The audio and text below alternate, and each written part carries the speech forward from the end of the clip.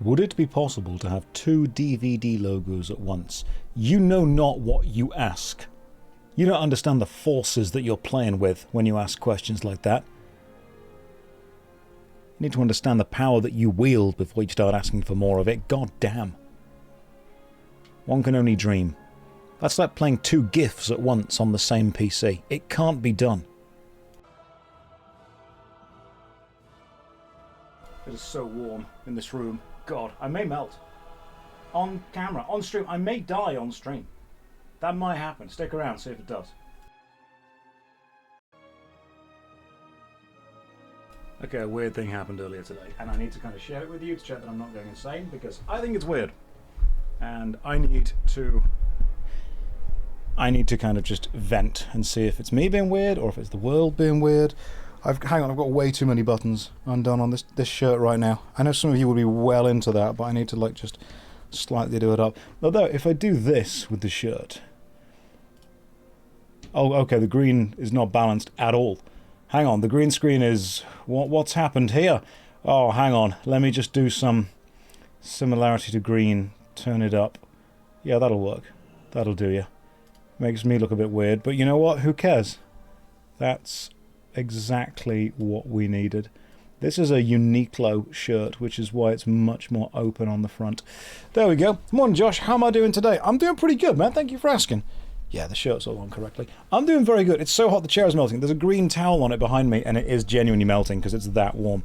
So I had a weird email earlier today, and sometimes I think that I'm just not with it anymore, and sometimes I think, no, this is genuinely weird. I need to kind of get this off my chest. Am I struggling to put a shirt on again? I'm trying not to look like I am, but there might be some truth to that. Okay, right. So, let's start off with a weird story, and you guys can give me your opinion, give me your input. Let me know what you think. Let me know what the vibes are. It's usually me. No, you aren't sending weird emails at all. So, I get a lot of people messaging me in a lot of different ways. I get Instagram messages, let me just take the DVD logo off and the timer off, we're all online now. I get like Instagram messages and Twitter messages and Discord messages and sometimes just emails, letters, yelled at in the street, you know, all the good stuff. And let me just work out where I'm going right now, then I will tell you this story. I need to go to not Lochmoden. I suppose I could do most of Red Ridge Mountains. Red Ridge is probably the best place for me to be right now. I appreciate you, Inju, because you do send me a Josh-coded Instagram or TikTok. I do like the old tickety-talks that you send over. That's one of my favourite ways to relax, is to watch some fun TikToks. Right, let's go to Lakeshire, Red Ridge. Cool. So, I got an email from a guy. And the first thing most people do when they email me is they tell me far too much about themselves. They'll give me a load of context that, I'll be real, I don't need. They just tell me things because they're comfortable talking to me, or they don't understand kind of social boundaries. They'll just kind of lore dump on you straight away. So the first thing this dude opens with in his email is that he is a werewolf. I'll give you a minute, because it took me a minute as well. And as soon as I read that, I'm like, alright, this guy, probably not the most stable of people. The furries may have found me, but opening with, I am a werewolf, is a little bit dicey. You know, I'm going to need some level of proof. I'm not going to take you on your word at that. So yeah, in-game, no, someone sent me an actual email with this in. They were a werewolf. They then wanted to talk to me about which MMORPG would best allow them to live out their werewolf fantasies. And I haven't replied to this email because it's weird.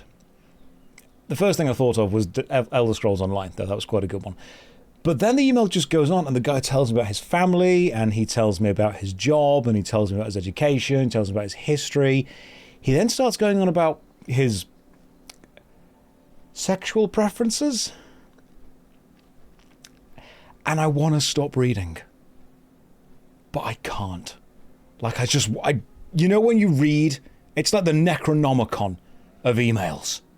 It started weird, it got weirder, And I'm like, I'm locked in now. So I just kept going. So dude was a werewolf. Dude was, for want of a better phrase, a bottom. And then he just kept telling me about the difficulties in the place that he lives. You know, he lives in a really difficult, hard, very, very depraved town. There's no kind of jobs going on. He's struggling with mental health, all that stuff. You know, the usual that you just tell people when you email them. And apparently his only hobby, apart from emailing YouTubers apparently, is literally copying out books into blank notebooks again. And at this point, I'm like, this dude is weird. He just sits and reads books and then copies them. And then I realized it's a like and subscribe.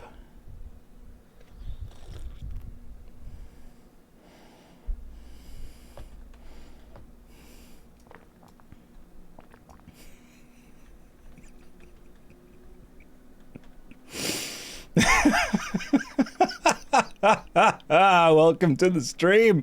We're gonna play some Warcraft. It's gonna be great. Inchu's angry. Inchu's immediately angry. Oh, that's what it's about. That's the energy that we bring to these streams. That's just what we do. That's how it goes. I'm so proud of this. Honestly, is this how we start a conversation? Yes, it is. Yes, it is. That's how these streams go. I'm not honest for a second up here. You have no idea what I did, all right? In the email, the guy was a vampire, but that would not have worked as a joke. You just sat down. It's going to get worse. Stick around, okay? You stick around, and it's going to go fine. I always forget how long your jokes are. It takes a long time to set people up and then to completely remove their expectations. You missed what happened. Just watch the VOD. You'll love it. You don't think you can take any more. That's fine. You don't. This stream is not for everyone. You've got to have a very high IQ and also a very high kind of bullshit tolerance to be able to put up with this stream. I know that. You know that. We get that. I understand what's happening. You get what's happening. I still don't get it. I'll explain it to you later. It was a very funny joke. Oh, goodness me. This is the only funny thing. That's true. The rest of this stream will not be funny. That bit, very funny. Everything else, disappointing. At best. How was D&D yesterday? Pretty good fun. Pretty good fun. Rustage is a good DM. The guys are always fun. They're very, very selfless, I would say, with their time. Sometimes you play Dungeons and Dragons and everyone wants to be the main character. Those guys are very chill with just letting people do their own thing and tell a story together. WT, you've just raided with a party of 158 people. Welcome in, Raiders. Raiders, let me tell you about a weird email that I got yesterday. And I get weird emails all the time, but like this one took the cake. It really did. This was like a strange email. Gather in, huddle in, and I will tell you all about what's happened. Also, I don't know how to play Paladin, so if I'm playing badly, just understand that that's because I'm bad at the game. It hasn't been 30 minutes yet. You know what? That's true. Raiders, you don't deserve the joke yet. I think if you hang around for a bit longer, then I'll see if you're allowed the joke. But just gather here for a bit.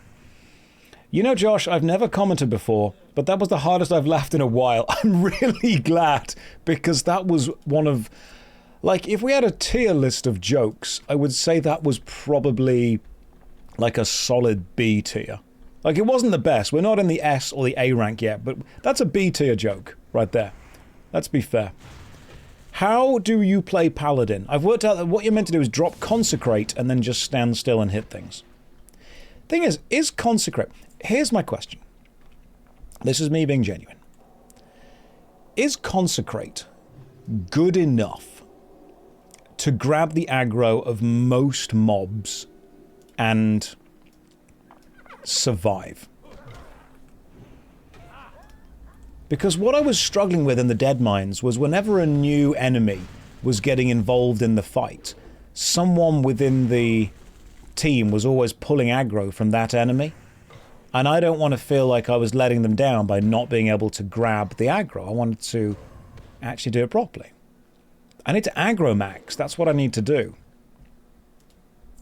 I'm going to aggro max and damage pilled. That's who I am and how I play. S-rank joke of yours was the joggers on the jeans. Oh, that was funny. That took a long time to pay off, but I enjoyed that. Wearing joggers underneath jeans, or jeans underneath joggers for like the whole stream, just to do the strip reveal at the end. TBC Paladin late game is amazing with huge spell power. Let's go for that then. That's what I want. Paladin isn't great at holding threat in Classic at this level. I just don't appear to be as threatening as I need to be, and from what I've been told, the best single target threat is the bear. Now, I kind of don't have... First of all, I have like no ranged aggro grabs. The bear is good at single target. And the paladin is good at, from what I've been told, multi-target. Which is, you know, it's a fine way to be. You were lied to. You need to add some Russian to your accent. What, in order to grab the aggro, to hold it there? How do I play paladin good? The additional open button on the shirt is a survival technique for today because of how bloody warm it is.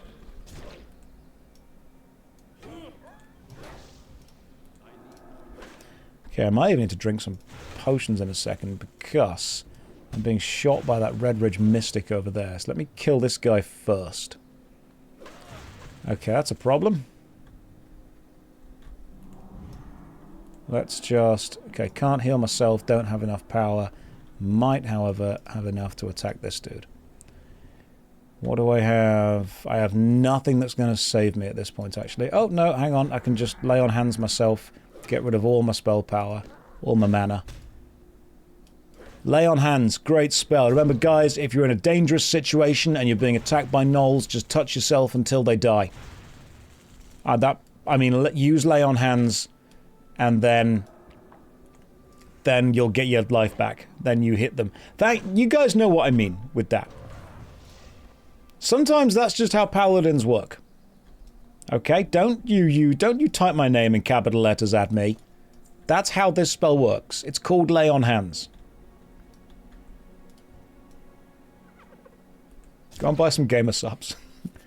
I don't think I've turned the thing back on that actually hyperlinks to the gamer subs with my link on it. Just go to the website manually. Alright, pretend it's the mid-2000s. Go there manually and just use Josh at checkout. You don't deserve a hyperlink. Put some effort into it. God, do things like we used to do. All the youth want everything just immediately given to them. God, just type a full website address, guys. Do it. It's okay, I do.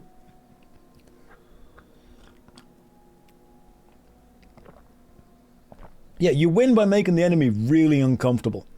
Paladins are great at that. If they lose the fight, they start touching themselves, and if they win it, they start yelling about Jesus. Either way, the enemy just does not want to be there at that point. Nobody wants to be there. Nobody wins that fight.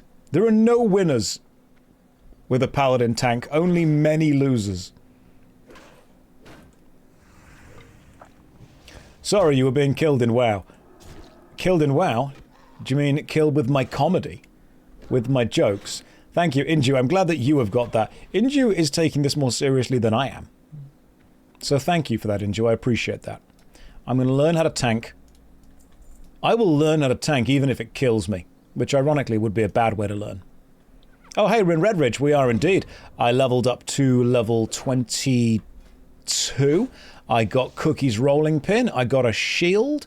I've got some shoulder pads. I haven't yet got a necklace or a helmet. So when I get a necklace and a helmet, it is over for you guys. We might do another Dead Mines run later. Or, you know what, we might even do, like, what's just above Dead Mines?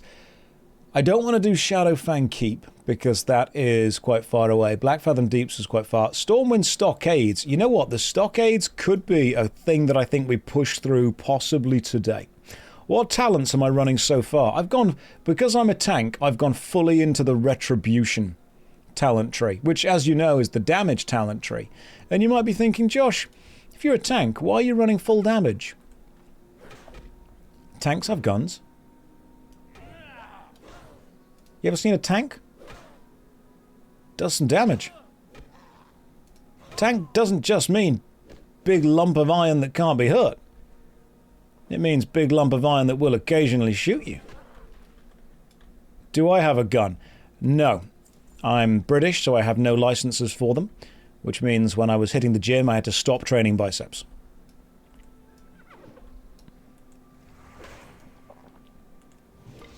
Show us your guns. I can't. The police would ask me if I have a license for that. So you're not really a tank. Who amongst us is truly a tank? Who's new to this stream?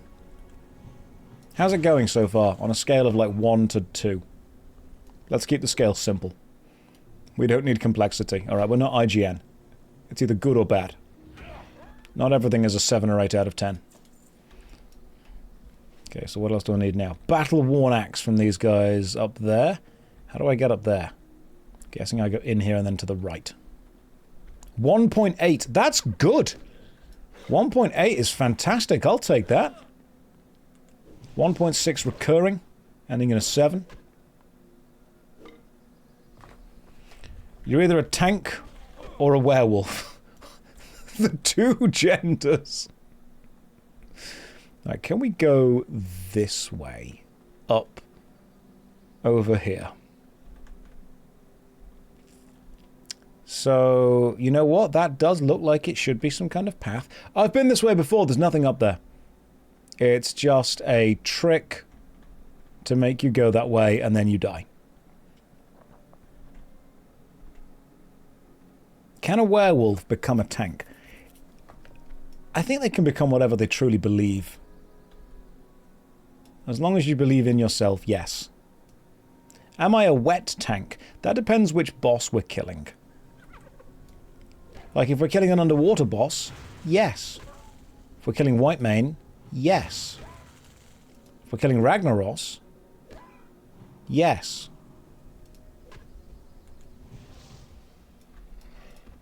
So, you know, the level of attraction. Ret tank or wet tank? Is magma wet? I've been streaming for 20 minutes, guys. Like, I've been here for like 15 minutes. No, I will not become a Wetribution Paladin, which is a damage-dealing paladin that's damp. The Moister Din. I did start this, and I hate this. Fine, Wetribution is the current build that we have. If you're new to the stream, there are other streams, just so you know. Like, I don't want someone joining Twitch for the first time, loading up this stream and being like, is this it? Is this what people have been going on about? No, there's other choices. Like, you don't need to be here. You can be. I'm not going to stop you. You might hope that I would, but I won't. I'll let you make your own mistakes. That's fine. Let's go hand in some quests. You have this and hot tub streams, that's it. What if it was this in a hot tub stream? World of Wetcraft. I could get a hot tub at some point. Josh is telling us that watching him is a mistake. I'm not telling you that watching me is a mistake. I'm telling you that you're actively choosing to watch me when your time could be spent doing anything else. Like, have you seen The Matrix? It's a great film. Go and watch Lord of the Rings. Go and listen to a good album. When you've done everything, like when everything has been completely done, then I'm here for you. I'm no one's first choice, I get that. Like, I'm your second monitor, I'm covering the background, I'm just the noise to make sure the existential dread doesn't set in. You're watching Netflix on your main screen, you're playing RuneScape, you're painting Warhammer, you're doing your daily house chores. I know that. Some of you are at work, listening to this either on your headset or... Check out how old I sound. Your headset. Ooh, hang on. Strength and spirit. That's really good. Oh, spell power. Okay. I don't want spell power, though, do I? I want this. For now. Josh, you in a hot tub stream would be too sexy and therefore a tad overwhelming. What if I balanced it out? Okay, what if I did all my buttons up? Yeah, see? There we go. Now we're thinking. What if we just put all the buttons on the shirt done up, but I am sat in a hot tub? A lot of my damage is spells. You say that, and yet I'm just hitting with a hammer. I'm very much trying to learn. Ooh, I can go that way. That's useful. I'm trying to learn how to play this class. Will there be water in the hot tub? Some of it, yeah.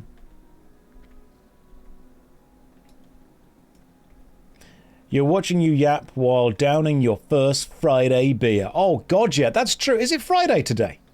Hang on. It is Friday today. Fantastic. Oh, some of you are just, you know, you finished work for the week. You can chill out, get home, grab a beer, grab a pizza. You know, order a Chinese. Do it. Have a cheeky little Chinese. Tell them I said it's fine. Days are hard. When you agree to become a YouTuber and a Twitch streamer, you voluntarily agree to forget what day it is. You know, one thing that I miss from primary school is that I always knew exactly what day it was. You don't realize how important that is until you don't have it anymore.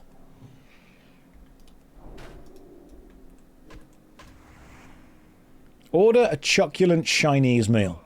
Go and do that, guys. Playing Morrowind on the main stream. Oh, what a beautiful thing to be playing. What class are you going for in Morrowind? Go and get yourself a Chinese. Do it. Freddy, you didn't fall for that joke, alright? You experienced a moment in life, in time, that you will look back on in the future and appreciate. You haven't fell for anything. Right? You managed to experience the beauty of perfectly timed comedy. How do you unexperience a moment? If you join the guy drinking his first Friday beer, enough of those and I guarantee you'll forget something. In all seriousness, guys, drink responsibly. Which means when you've forgotten the thing you want to forget, stop.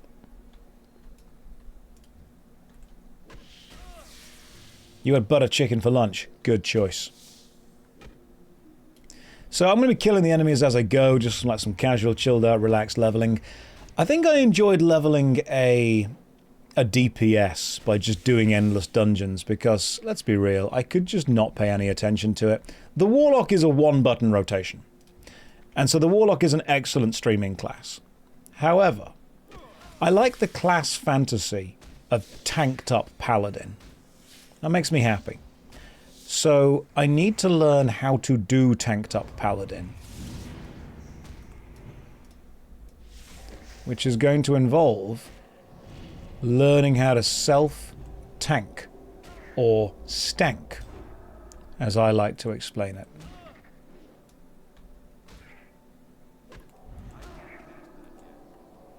What if I... There we go, heal myself a little bit. Get some stanking going on, and now we fight.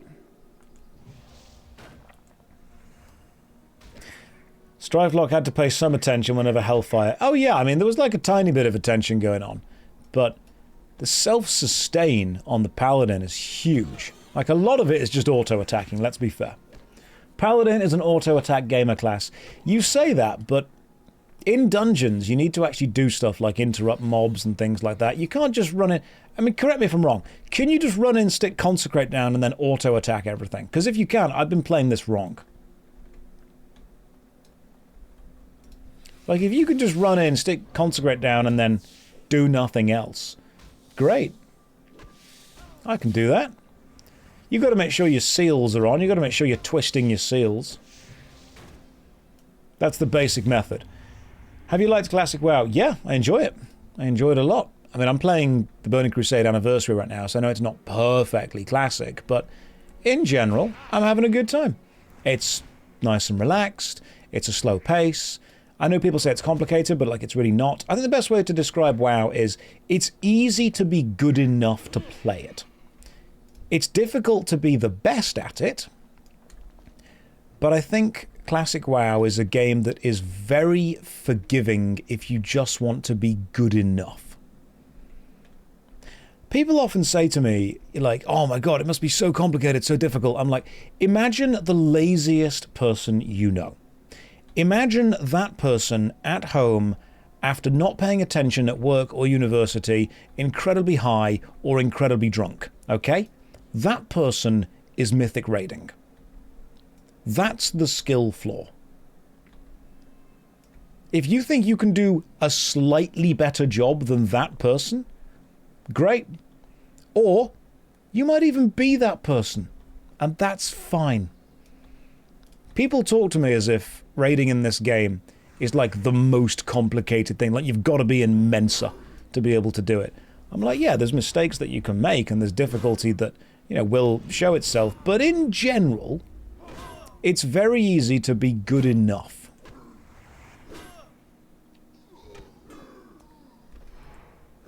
And that I think is fair. Hey Josh, long-time YouTube fan, but this is my first stream. Watson! Why? I've been streaming for ages, where have you been? What are you doing, Watson? Long-time YouTube fan. I've been here... Watson, explain yourself. I've been streaming for months. And you just tune in now? You just waltz in like that's okay? Watson, earlier today I got an email. Let me tell you of the email... Are you still there, Watson? It's been 7 days. It's been months. I'm not hurt. That's what it is. I'm not telling you the email. You don't deserve that. I'm sorry, Josh. I've been watching the adventures of Rusty Milk and Lusty. Oh, god damn, he knows the lore. We just got the deep lore quoted back to us. All right, Watson may just be a real one. Thank you for watching the old streams. They were fun. I enjoyed those. They were silly. Now we're back. Oh, Watson. Come on in, mate. You're going to love the 30 minutes of this stream that you are forced to sit through again and again and again. I've learned that paladins run out of mana quickly.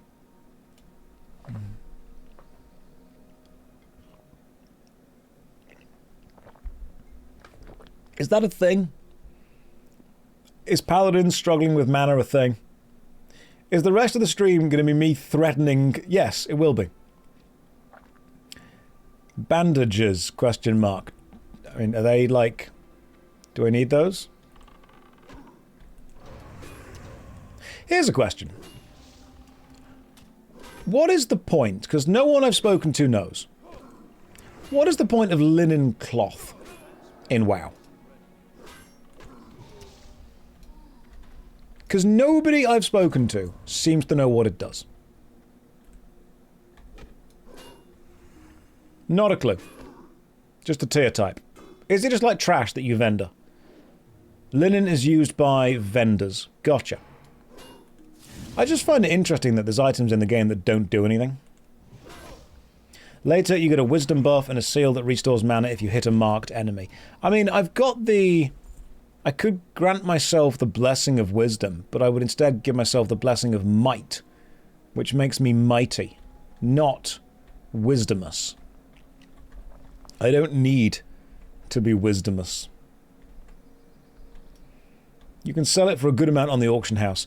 I think the auction house is a horde lie, because I've never seen it. People keep telling me that you can vendor... I don't know what these words mean. Vendor, bind on equip, blues. No clue what you're on about. I just sell them to the guy in... You know, the guy in the shop. Don't support the Goblin Cartel. I'm not. Those words feel too... Listen, alright? I'm a paladin, alright? All I care about is God... That's it. That's the end of the list. That's the whole list right there. Do all paladins pray to the same god, or all of them... Do they just like the divine in general? Oh, also, which tiny bush was it that has, like, a little gnome face in it? You guys know what I'm on about? There is, in Warcraft Classic... There is a harvestable thing, harvestable bush, and when you zoom in, there's a tiny character's face in it. Silverleaf, that's the one. If we find Silverleaf, I am going to show you the tiny face. Hello, Pierce Brosnan from June 1985 lookalike. You are careful. Your flattery will get you everywhere. You need gold later. If you don't sell greens on the auction house, you will not level up your skills, and if you don't do that, you'll die. I'm not even joking right now. I'm like, hang on. If you don't level up your skills, you can't kill any unit. You will die like dog. I'm not even joking right now. Is that a threat? Are you threatening that if I don't level up my skills, you'll hunt me down like Steven Seagal? Right as I subscribed, I got an ad. Is this an omen? Yes, Watson. I'm going to start advertising directly at you. I'm here now.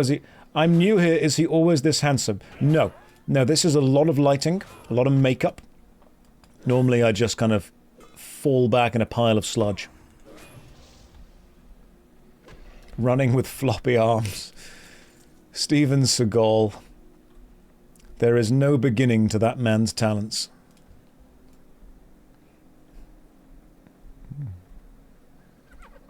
Right, let's hit these things.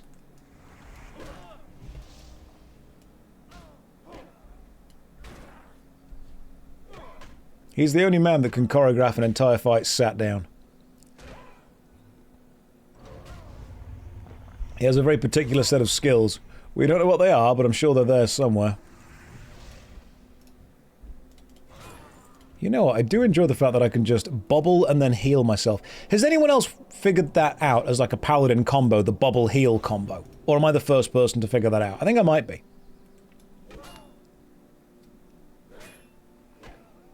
Chat, did anyone previously had 1440 quality not available but now it works? No one, you are the first. I don't want to say that I am the best paladin in the game, but I think I'm probably in the top 1.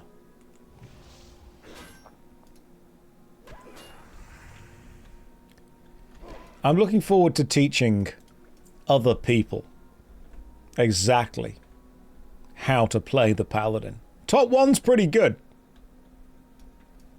You should teach this to Savix. I will message him and ask him if he knows. I've met Savix, he's a lovely guy.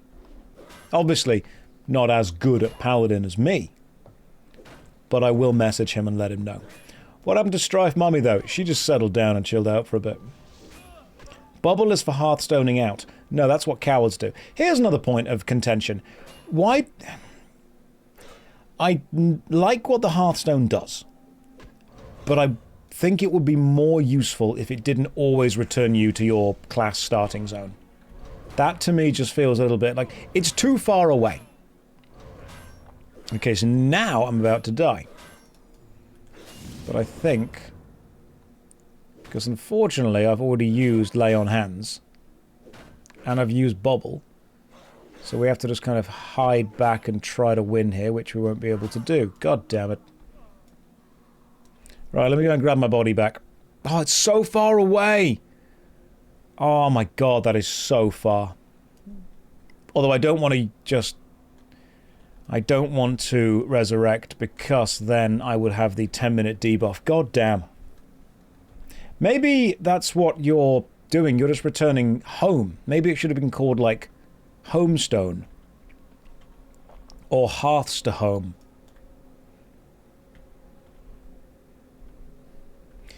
Yeah, your ghost should be able to return to your corpse.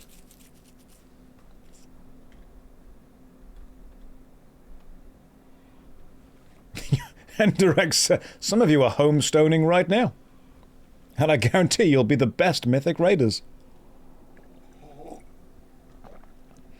It is so funny when people are like, oh, Warcraft's too difficult for me. I'm like, look at the people who are playing it. Alright? You're fine. Look at how I'm doing it. You can play better than this? You're fine.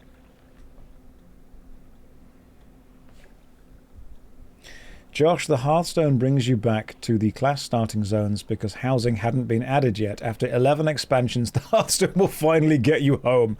So we're nearly there. We're almost there. I am the #1 paladin in this area right now. Just get a GM to help you play. I do need a GM just to come and kill things for me. I thought every streamer got one kind of assigned to them. They're clearly just late with mine. You can't wait for Retail Classic. It's going to be fun to play the game again. Right, the bridge is up there. My body is... Where is my body? I feel like my body's over there, so I can get the bridge this way. Would I ever go back to teaching? Stick around for the streams. I never left. Would I go back to teaching in a classroom? No. Not at all.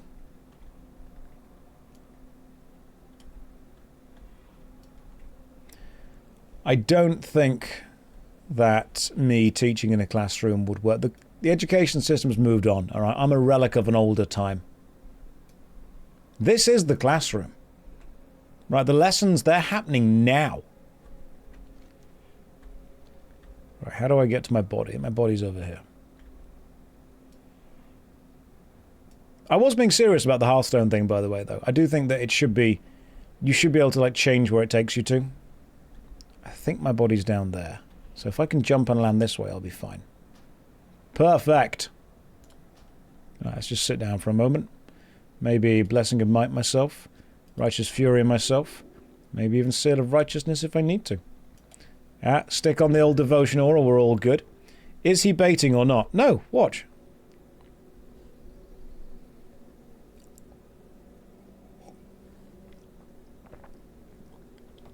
Like, I appreciate what the stone does, but...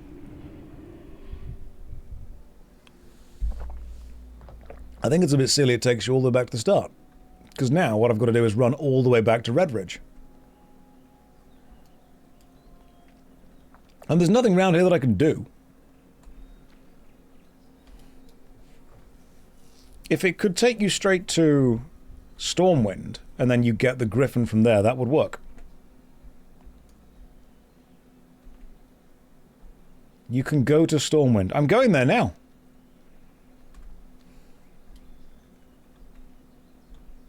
You get to remember where you came from. It keeps you humble. That's what it does. Maybe somebody in an inn can explain the Hearthstone better. All the inns do is give you rested experience bonus, which I think is pretty cool.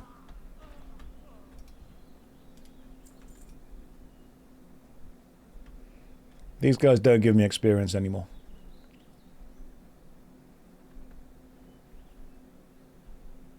You got to up your bait game. No, I don't. All right? Doing it for ages. I'm a master at this thing by now. I am a master at doing that.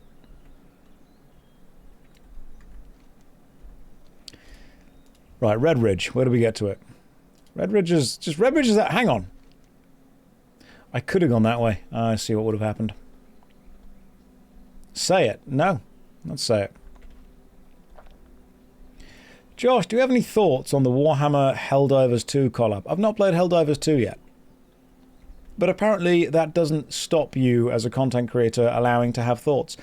So, I've not played the game or looked into the actual crossover. So I don't know what it involves or how it's being implemented. But let me tell you why it's woke.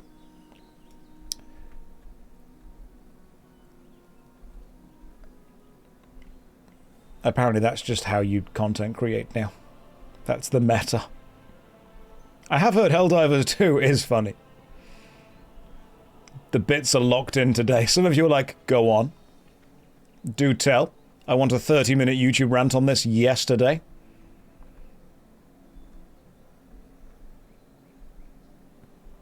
I don't know what Warhammer or Helldivers is, but according to the Bible... all I know is that Jesus would not have approved of either of these two things. Is rage bait the theme of the stream today? No, not really rage bait. It's more making you angry and trying to draw in comments from that anger. Oh, hang on, I'm here and I can sell some stuff, can't I? And the best place to sell things, as we know, is the weapons merchant. Right, what can I sell to you? Heavy spiked mace, not going to use it if I've already got a better mace. Let's just sell whatever. Wool? Who needs wool? No one needs wool. 22 years and nothing has ever been discovered in this game that uses wool. I sell all the stuff that is not important, like cheese and this axe. Lustful stew I'll never use. The recipe for it. Cooking isn't even in the game yet, so I'm not sure why you get given recipes for stuff, to be honest. That's a quest that I could do. And I think everything else I can sell. Okay, braces, that's useless, that's useless. You can't sell your Hearthstone. May as well sell the Red Defias mask. Okay, right, that is a load of space cleared up in the inventory. Let's go! Weapons merchant gives you the best price. Because she likes me and she told me I was special. You heard they're supposed to add something called professions. One day. You think you do, but you don't. Warcraft's just about combat. It should just be called World of War. As of yet, no crafting. Right, Red Ridge, let's go.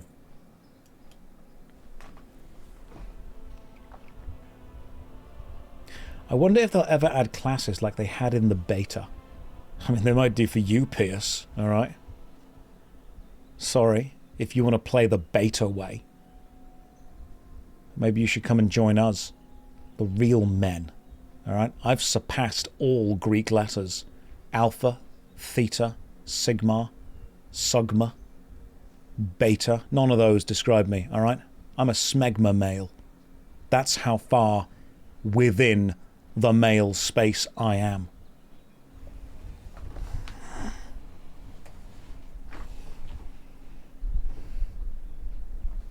Josh, please, you can leave. None of you... Josh, what's Sugma? Oh no, Watson got me! Who's Steve Jobs? We like to have fun here. You are so whelmed right now. Some of you don't find this funny, and honestly, don't encourage it. Do encourage me, that's the point. For the entire stream, continue to encourage me for the rest of the 3 hours we've got.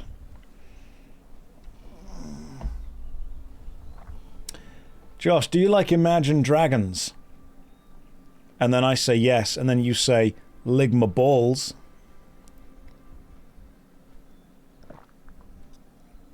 Listen, if you're asking me to choose between you and my innate desire to point out entrances and exits within rooms, then there's the door.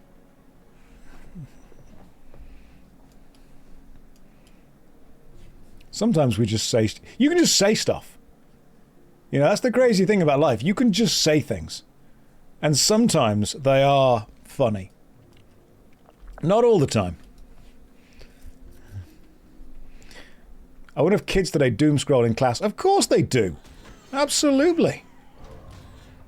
Okay, so in all seriousness, like, what is the paladin rotation to tank? Genuinely. Because with warrior, it was like... 1 attack, wait, 2 attack, wait, usability, change round, hit this, make sure you're standing behind them, usability, hit that. It was complicated.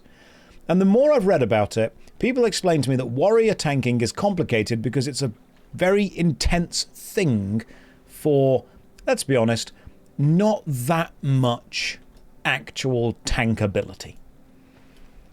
Keep up seal, consecrate. Consecrate, consecrate, consecrate. Okay, so I can be a good paladin tank by just consecrating and not dying.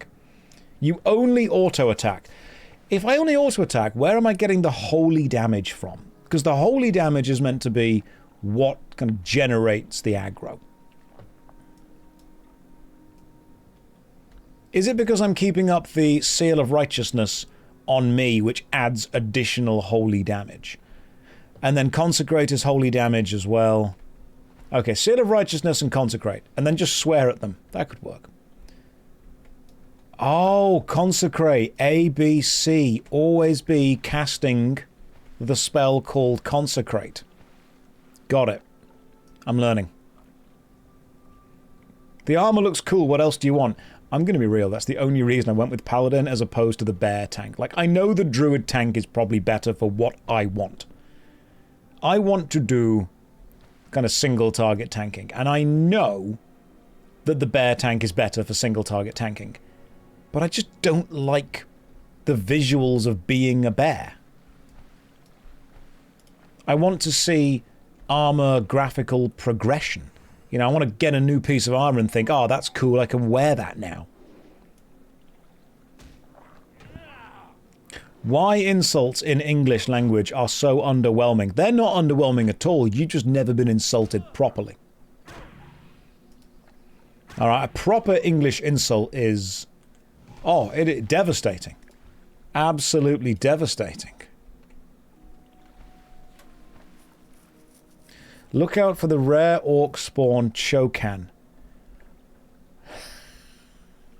Ligma balls.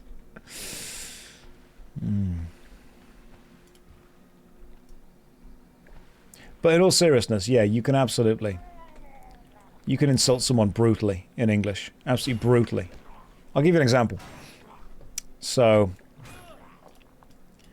people always try and overdo it. Like, you can just say to someone, that was a weird thing to say. If someone says something weird. Or you can just say, you smell like wee. The complexity is sometimes what makes things sound silly. But if you just get back to basics. We or we. Alright, listen, we're not calling someone French, okay? There's a line. We're all having a good laugh here, but there are limits.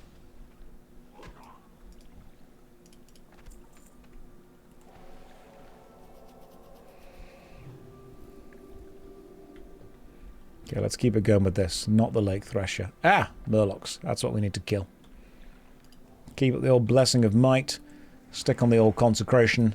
Slap with a hammer. Let's go.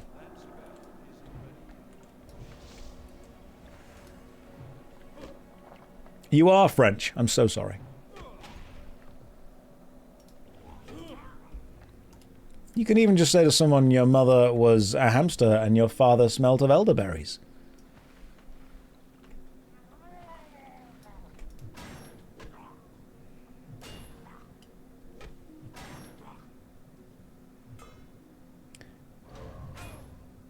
Did you get the Legend of Zelda boomerang? It's one of the only ranged weapons paladins can get in WoW. I did not. How do I get that? Is that a real thing? I don't know which of you are lying to me. Like, I'm never sure who is telling me the truth and who's lying. I don't trust any of you, to be honest. Just say to someone, oh, you wet ghost. It's like a level 50 quest trinket. Alright, we'll get it in the future. That's what makes us so fun. Yeah, it's the not knowing. It's the mystery that really kind of carries it, to be honest. It is nice just to level outside of dungeons for a bit. Can I get a high back, Josh? You can get a low back if you ask really nicely. We will go on many adventures with this paladin. Worry not, my children. If I have seen Spider-Man Brand New Day, the last Spider-Man I saw was the one with the Green Goblin.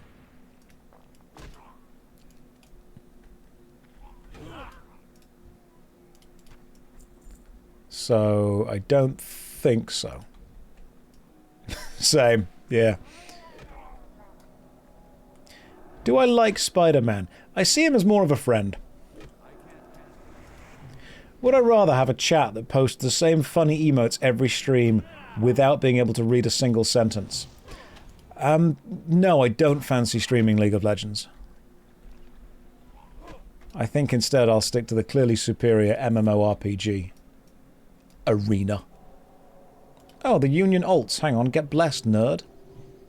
There we go, Jorwitz.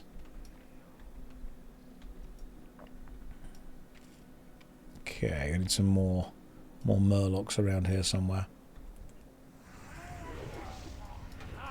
We are good at killing Murlocs together. Love this. Anniversary server? Yes. Yes, indeed.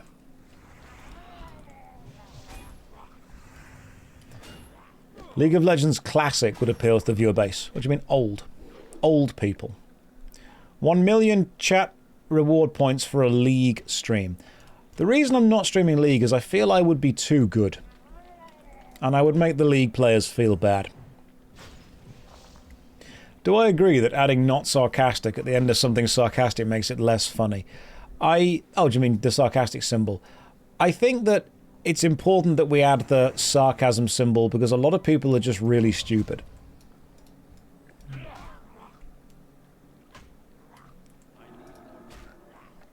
Petition to save the Murloc population. There was actually, speaking of like lakes and stuff, there was a fight at the fish and chip shop down the road from where I live a few days ago. 2 fish got battered.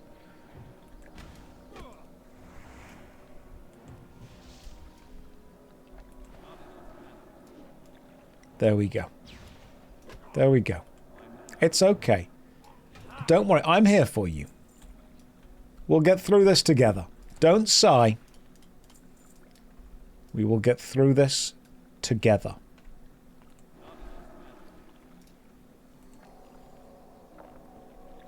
Josh, why don't shrimp like to share their food? Because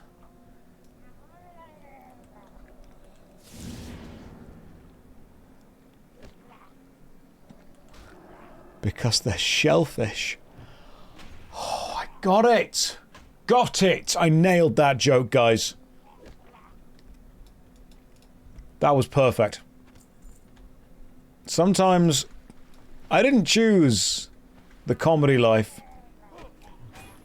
as you can probably tell.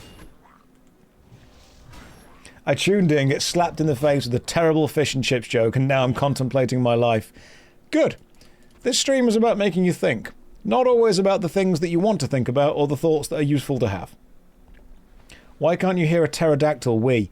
Because the P is silent. Oh God, I would be such a good dad.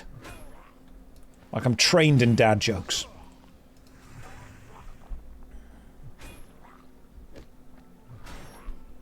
I've been thinking I should resubscribe to WoW. Keep watching this stream, I will talk you out of it. I've probably made Blizzard so much money. They probably owe me at this point. Did I see the WoW D&D announcement? I did. The beauty about D&D is that you can just make stuff up. So, as cool as it is to have like an official rulebook for the official way to officially play World of Warcraft in official Dungeons & Dragons, you can just make things up. You can just imagine things. You can just write down, you can just kind of work out what that could have been. Like, it's cool to have. But if you want to play Dungeons, it's an imagination game. You can just imagine what you would like it to be.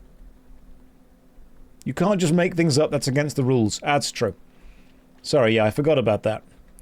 I forgot that you're only allowed to play imagination-based games when you own the official rulebooks for them. Could you be me in D&D? I would actively encourage you to. I'm offended that more people aren't. No, I can't. I watched TV 24/7 as a kid. You were never given the skills required to imagine things. Have I considered playing Disco Elysium? I checked in with my lawyer if I'd be allowed to. And he said, Josh, I don't work for you. So I don't quite know where we stand on that currently. Probably at some point.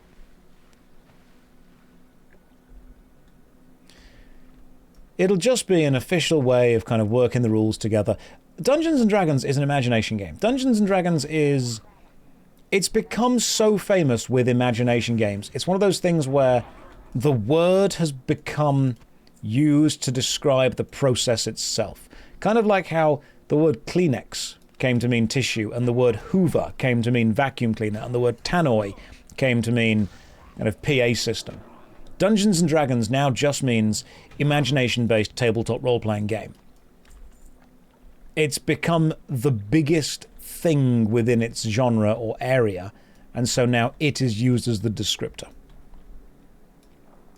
They've also announced the Dungeons & Dragons Star Wars collab and a D&D World of Warcraft collab, and because Dungeons & Dragons is owned by Hasbro, who also own Magic the Gathering, that means that there is now legally an open line for, potentially in the future, a Star Wars or World of Warcraft Magic the Gathering card set. Now, whether they would do that with WoW because they have Hearthstone, I don't know. Whether they would do it with Star Wars because they have the new Star Wars trading card game, I don't know. But I think that they will. Because everything has to be a crossover with everything else. Everything is a multiverse. Nothing exists within its own IP anymore. Everything is crossed with everything, and every single thing ever made is simply a special guest appearance in everything else. All of culture is blending together into one monoculture. Again, it's the metaverse of games.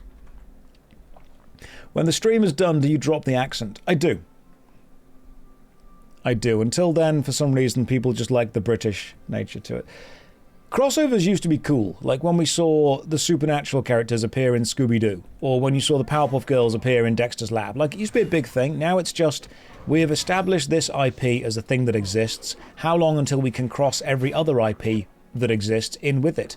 Because that is the safest possible way to make money.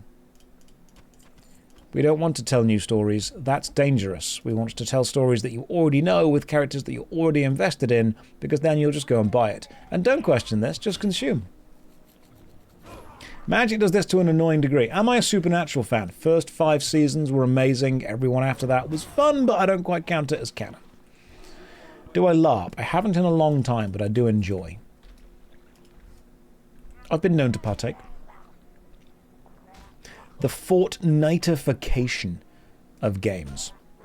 Everything is everything else. You may not think that you want to see Kratos hitting the griddy with Peter Griffin, but believe me, you do, while Darth Vader watches.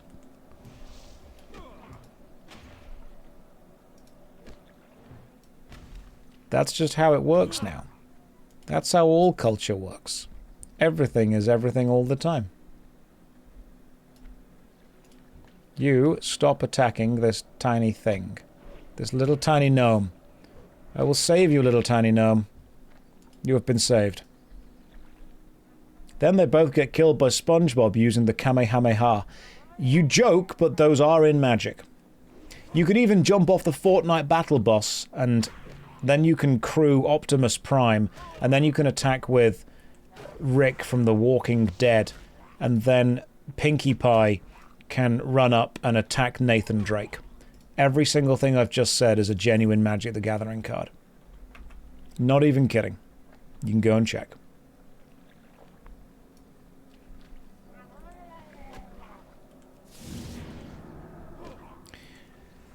You don't understand what you're hearing. Magic the Gathering did a thing called Universes Beyond, where it basically took extra outside IPs and printed them as official playable Magic the Gathering cards.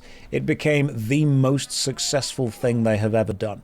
It's why you've got Lord of the Rings cards, Final Fantasy cards, Warhammer cards, Doctor Who cards, and all that jazz. Everyone you just listed was also a Fortnite character. I hate this so much. When am I joining the Fortnite roster? Again, I fear I would be too good. I would warp the meta entirely around me. And I'm not about that.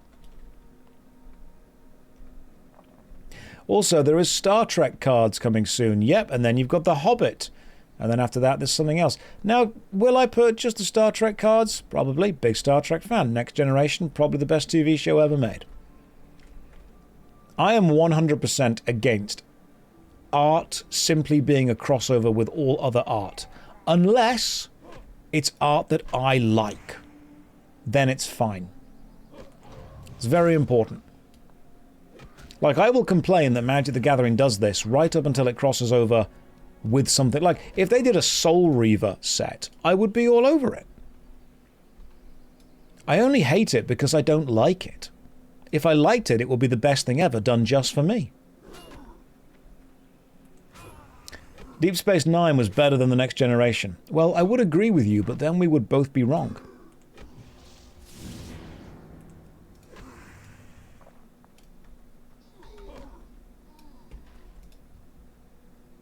I wonder if we'll get Final Fantasy XIV D&D collab. The connection's there. I just want like a RuneScape Magic the Gathering set, man. That's what I want. And you know what? It would sell. A Dark Souls set, a FromSoft set would be cool. If you could include like Armored Core as well. Because then you could do Bloodborne, you could do Armored Core, you could do Kingsfield. Magic the Gathering RuneScape set, I'd help design it at that point. Okay, this is a problem. Thankfully, I can do that, and then this. Not enough mana, run away. Possibly drink that as we go.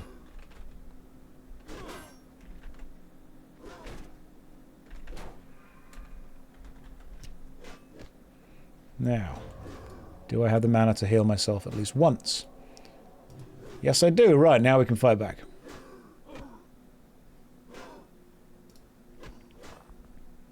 Is Marvel legit selling that well? I don't think the Marvel set is selling as well as they wanted it to. The thing is, what they do is they put in incredibly powerful, incredibly rare chase cards within the Marvel set, and people will purchase them for those. Currently, I think that's the Soul Stone. The Soul Stone and the Mind Stone. Which is awkward because Magic already has a card called the Mind Stone, so it's a little bit odd with that. I mean, Marvel is selling better than Spider-Man for sure. I think I've got 4 or 5 Spider-Man pre-release kits, and that's because everyone just kept giving them to me because nobody wanted them. Magic the Gathering turned into Pokemon cards. Don't give them a crossover idea.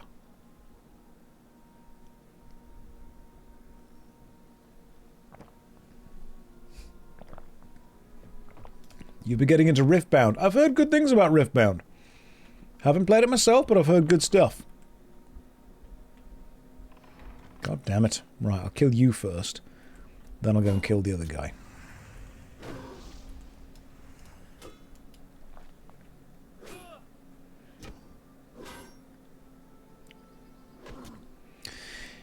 Yeah, I think one of the problems that Magic the Gathering is having is losing its color identity.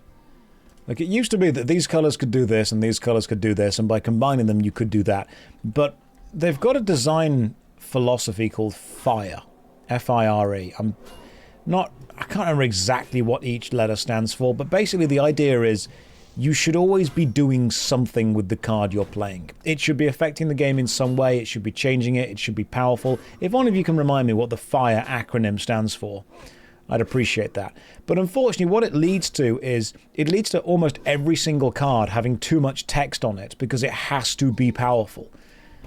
The year of gaining kind of incremental benefits in Magic has gone. It's no longer about small, kind of constant benefits that each card plays and you slowly build toward a tactic. It's now, this card is going to change the game significantly because of this. You know how Yu-Gi-Oh cards, I have got, because I printed them out and used them as proxies, the old original Yu-Gi-Oh decks, and they are really slow. Like, I like that. I actually like it when, you know, my turn 1 and your turn 1 aren't necessarily game-defining turns. They're just fun things that we can do. And then every turn is just one of us slowly moving toward whatever goal we're trying to get to. To me, that's great. Unfortunately now, it's like turn 1, turn 2, here is my winning move. I'm going to set up my machine, I'm going to set up my system. The engine of the deck is going to be straight away online. And it just comes across as a little bit too fast. It's power creep and it's complexity creep. Kind of at the same time. Which personally, I think, sucks. But that's just me. It's just me. Some people like that. You play Commander and don't look at anything else. I also dislike Commander. The reason I dislike Commander is because it has become so popular that it has become the de facto thing they designed for. Cards are released into standard sets with the design idea of, but how will this affect Commander? When Commander used to be a format that you played the regular cards you had in and you found synergies between cards that shouldn't have synergized. Whereas now, it's Commander rant time. That's what happened yesterday, it's going to happen today. I also think that I dislike almost any style where people just net deck the best version and then go and win. To me, the best way to play Magic is Draft. Draft and Cube are super good fun. They're random, they test building skills, you don't know who's going to have the overpowered decks, everyone's got a chance, everyone's on equal footing. It's a bit more RNG and it's a bit more skill-based when it comes to the actual gameplay. I love drafting, and I love cube. Drafting is fantastic. You can do cheap drafting if you just gather the cards up after the draft and then put them back roughly in booster shape. What about sealed? Sealed is also good. I will take any Magic the game that allows me to build something and then use it then and there. That makes me happy. You feel teaching someone with Commander isn't bad. So, Tolarian Community College, or the professor, has an entire video about why Commander is one of the worst ways to learn the game. And I agree with him. I think Commander is way too complicated.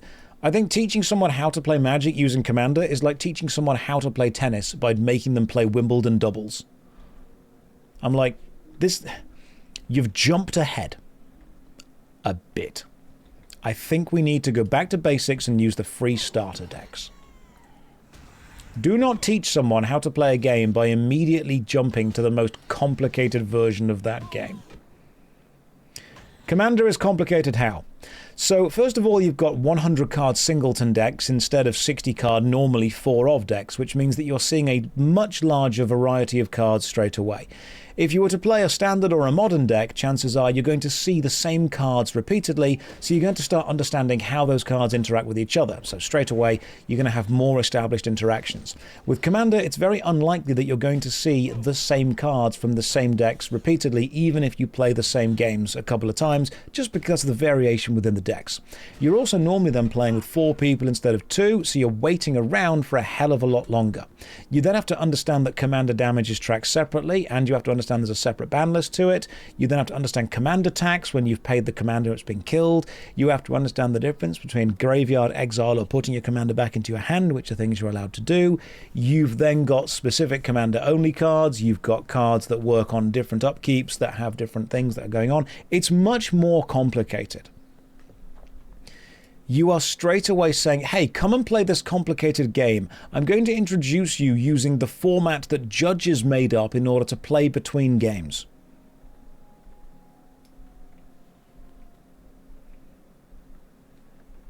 Standard precons are a good way to learn. Standard learner decks are a good way to learn. Like, imagine trying to teach someone how to play World of Warcraft by immediately throwing them into Mythic raiding.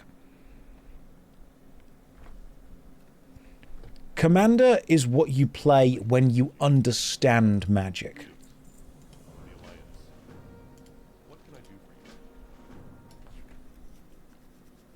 Half the Commander players don't know the difference between color and color identity. There is a complicated system within Magic, and Commander is a complicated way to play the game.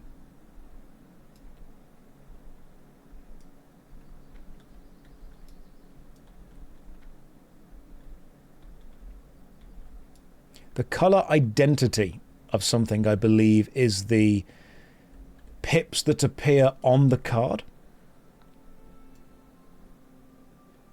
So if a card casting cost has red in it, but on the card itself it has red and blue, the color identity of that card is red and blue, but the color of the card is red.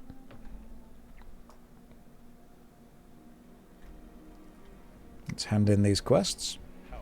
Get ourselves a little bit of cheeky experience.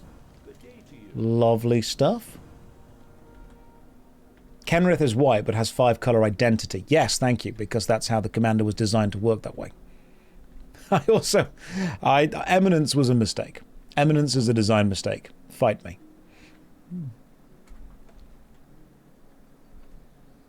Also, explaining the combat step to people and how ninjutsu works is always a fun time. Oh, we all love explaining how ninjutsu works. Sol Ring should be a game changer.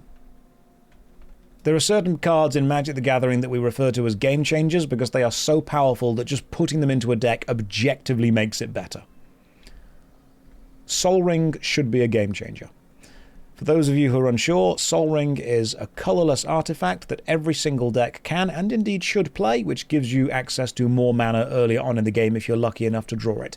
It is objectively a correct card to put into literally every deck. Because of this, I believe it removes deck building magic. I believe when you're making a deck, you say, well, I've got to include Sol Ring. And to me, that's boring. If there's a card that is just so objectively good, then not putting it in is the wrong idea. We should find a way to maybe put it on a list of cards that are so good. But it reduces your chances to win. It gets you onto 4 mana by turn 2, if you can hit both your land drops. And starting the game 2 turns ahead is way too powerful. If you turn 1, you play a land and Soul Ring. Turn 2, you play another land. You now have 2 lands and Soul Ring, which taps for 2 colorless mana, meaning on turn 2, you potentially have access to 4 mana, which should not happen. Can you explain Commander in Warhammer terms? I don't know about either game. Absolutely. So, Commander in Warhammer terms would be, you get to choose 1 heroic unit to lead your army that you always have access to, even if the opponent kill him, and then you can only take 1 of every other unit. I don't like anything in Magic the Gathering, says Kelly. Eminence was a mistake. Yes, Kelly Jean was who I was playing Magic against a few days ago, and they played a commander called Sorin Mark. No, hang on. Which one is it? Is it Sorin? Sorin Markov? No, that's the Edgar Markov. Edgar Markov. Is anyone in here familiar with the Edgar Markov commander in Magic the Gathering? Oh God, not Edgar. Thank you. There we go. Not Edgar. Beautiful. My buddy has an Edgar deck. Fuck Eminence. I am on board with all of you guys, alright? Yes, he is ridiculous. Oh, fantastic. Can we just get a general approval rating of Edgar as a commander? Why do they hate you? Thank you. Oh, this is filling the void. Yeah, I sat down and I played my unupgraded Warhammer 40k Imperium Precon against Kelly's very good Edgar Vampire deck. And she won a lot. You play Slithers and Shrines, come at me. That's okay, we can't all have fun decks. My deck isn't that insane. Anything with Edgar and vampires immediately becomes good. You knew what decks I had. Edgar. I've got feelings, alright? I've got emotions about that. Inju plays Cat Tribe will fight you. As long as you use the Ajani commander, that's good. Okay, let me complain about Eminence right now. Good game design is normally about gaining advantages or disadvantages. And gaining an advantage should normally come from a positive choice that you've made or a mistake the opponent has made. But it's often nice when those advantages or disadvantages can be interacted with. Eminence is a mechanic that cannot be interacted with in any way, which I find honestly just massively overpowered. There we go. Now I've complained about this. Now we all understand my problem with Eminence. Although I could just play Oloro, the ageless ascetic game. We could do that. I will link you because I changed the precon a bit and my Edgar deck is a bit janky. I will just rebuild your Edgar deck with entire 1 and 2 cost vampires and it will just storm the field. So if I play Eminence, I get to play Solitaire on the side. It is one of the ways you could play. Oloro is just gain life every turn. That's what it is. That's true. It disincentivizes you to cast your commander. Imagine this. Imagine you started playing a Magic the Gathering game, but someone said, hey, just so you know, before we play this game, I'm going to start this game with a special sigil that gives me a benefit every turn, and you can never remove it. I'm thinking, that sounds a little bit broken. That's a bit overpowered. I'm just salty because I miss 60 card Magic. That's all it is. All right, I just miss the way things used to be. If Magic the Gathering Arena does a crossover with The Simpsons, who would be my commander? Send triplets. When I'm forced to play commander, I play Send triplets. The reason for this is it makes everyone else have as little fun as I'm having. I'm entering my old man era. That's how it works. Like, if I'm going to be forced to play commander, you're going to be forced to play commander my way. Alright, so Hilda of the Icy Crown is also an absolutely cracking commander. 100% agree with that. Good choice, all round. 60 card Magic didn't go anywhere. I see Legacy and Modern Play Nights all the time at your local game store. In that case, it did go somewhere. It went to your local game store. because to me it's just Commander. I vowed to never buy Magic again because of how awful they handled the stocks during the Final Fantasy collab. Oh god, yeah, that was hard to get hold of. You know, Final Fantasy collector boosters are worth £100 now.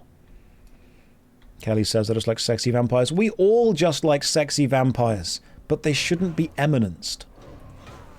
It will always be Elder Dragon Highlander to you because Inju is old. Yeah, the single collector booster is £100. That's insane. Like, I've got one. I don't even want to open it. That's mental. I was looking through some old boosters that I've got, and I realized I'd still got one of the Final Fantasy collector ones. I'm never opening it. Ever. We don't need to. I'm going to build my horribly unfun commander deck and then take it to other places.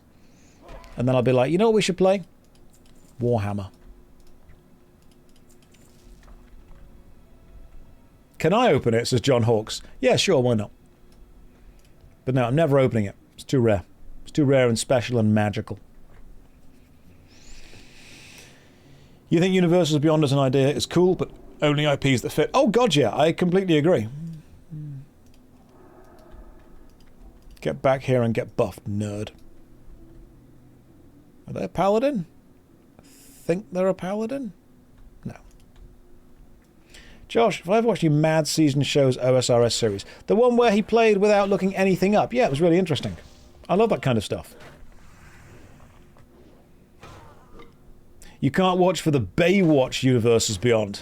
I'll tell you what, if there's one card that I would tap so hard it doesn't untap during its controller's next untap step, it would be David Hasselhoff.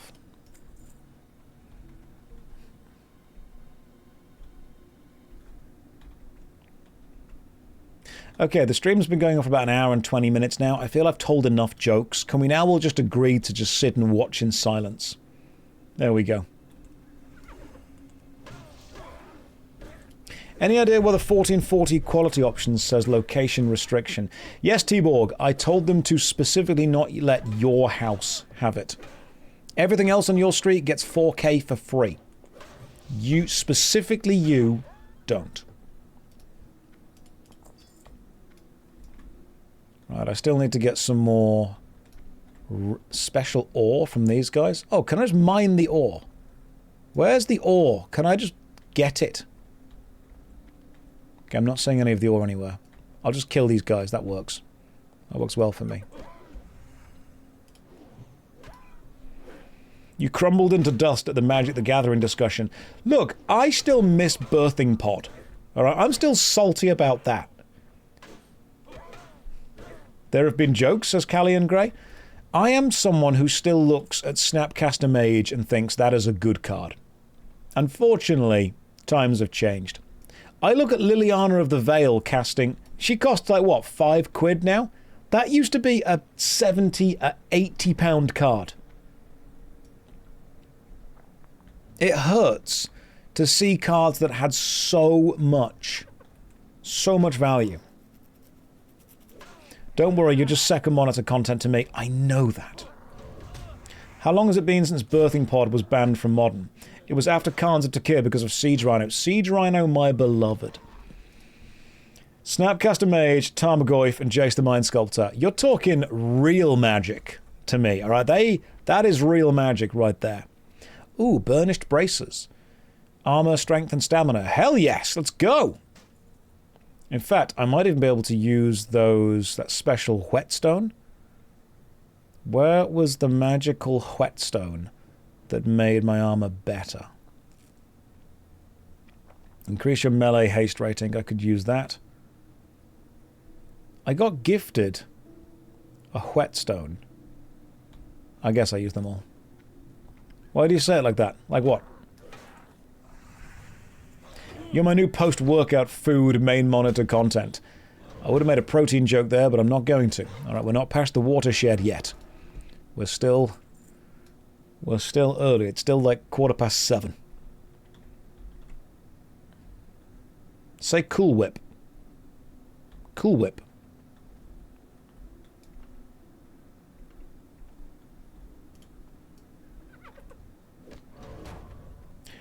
What do I think about the Odyssey?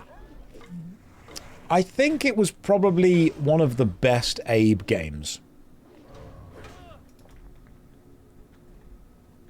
Like, Exodus was good, but I think Odyssey just cinches it on some of the mechanics. I feel it was tighter.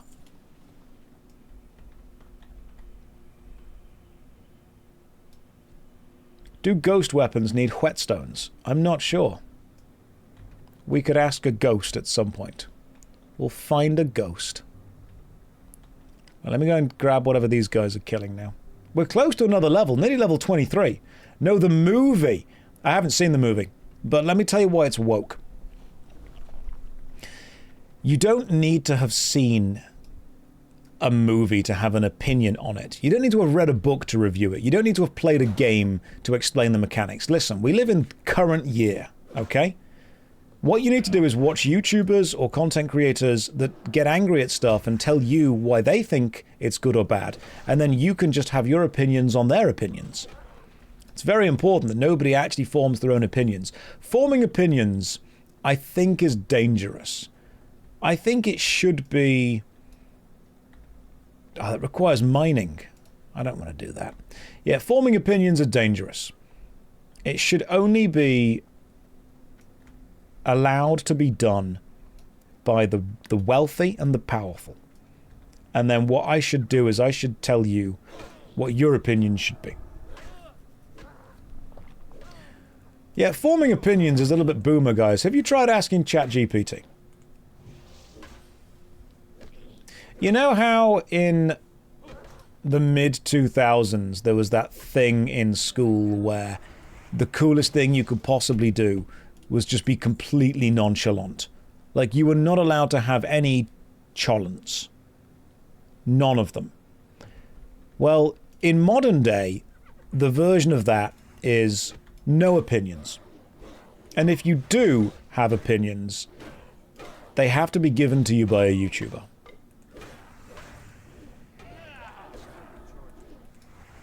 Guys, don't be nonchalant about things. Be cholent. Be very cholent. Like, just be super passionate about stuff. You're allowed to do that. Like, how I passionately hate Eminence in Magic the Gathering. That's just who I am, alright? I'm honest about that. I've got to live my truth. I love that phrase.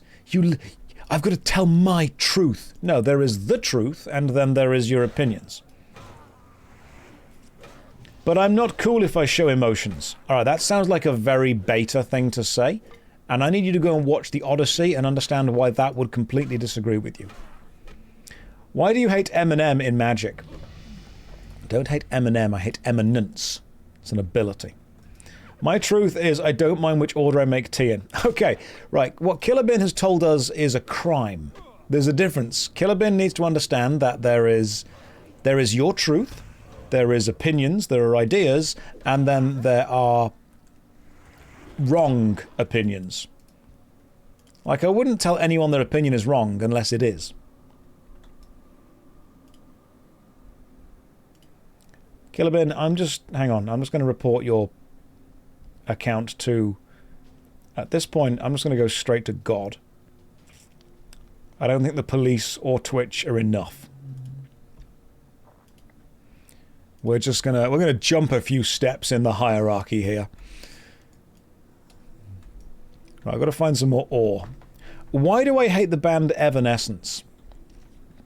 I would never hate the band Evanescence. Because now I'll tell you what I've done for you. Alright, 50,000 tears I've cried.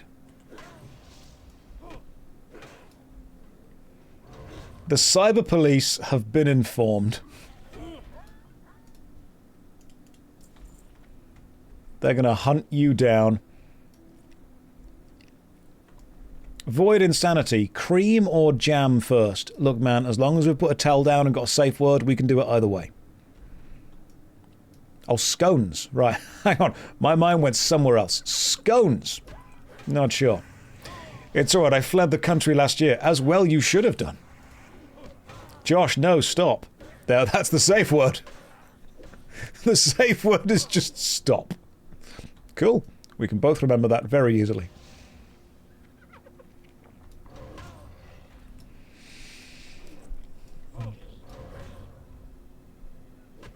Scones or scones? Cream or jam? Look, it doesn't matter, alright? As long as we can both agree to just continue to hate the French, it doesn't matter.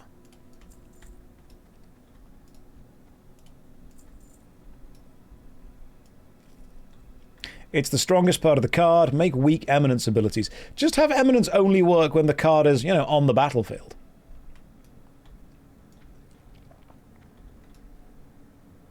Ooh. There's a special guy up there called Ardo Dirtpaw. Don't know if he's like a special guy. You can't really spread jam over cream. Well, not with that attitude, you can't. Then it wouldn't be eminence. Yes, then it would just be a good ability. It would just be a fair, balanced ability of when on the battlefield this card does this. Not changing my opinion on this.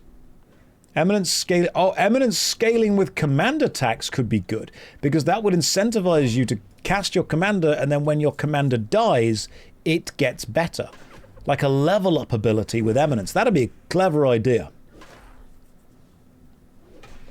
Oh, avoid insanity. Great line from a great film. There are two things I can't stand in this world. People who are intolerant of other people's cultures, and the Dutch. But then how will I shout emanate these nuts to other players? Look, if you want people to be sad, just play blue. Okay? Let's just skip the middleman here. What's my favourite colour combination? Do you mean in Magic the Gathering or like in general?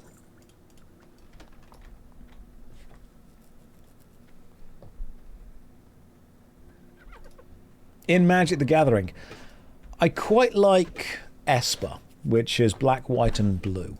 Because that gives me enough damage, enough removal and enough counterspell to ruin your day.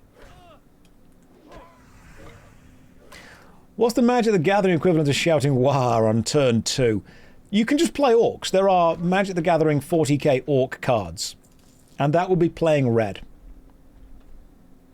You come across as a warm cream sort of chap with regards to home decor.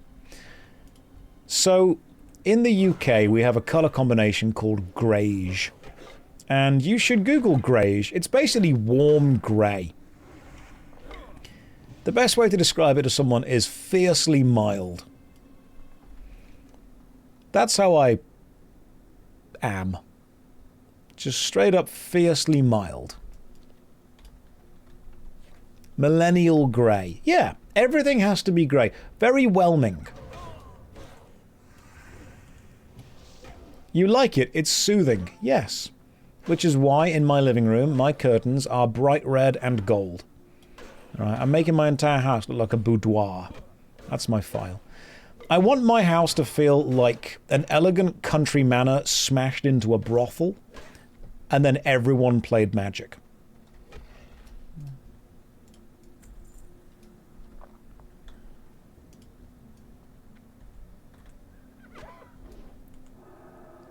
Gryffindor, eh? Not a fan of Harry Potter. I never really got into it. I never really cared. I don't vibe with J.K. Rowling, but I do love the fact that in English primary schools and in high schools, schoolhouses are a real thing. Normally, they're just named after, like, local birds or general colours or local areas or famous people from history. It is a real thing, but I love the fact that in Hogwarts, it's so simple. It's like, welcome to Hogwarts. Which house are we going to put you in? Heroic, hungry, evil, or forgotten? That's it. Because Hufflepuff was just doing drugs and their house room was next to the kitchen. They were just getting high and snacking. Gryffindor were being the heroes, Slytherin were apparently born evil, and Ravenclaw got forgotten.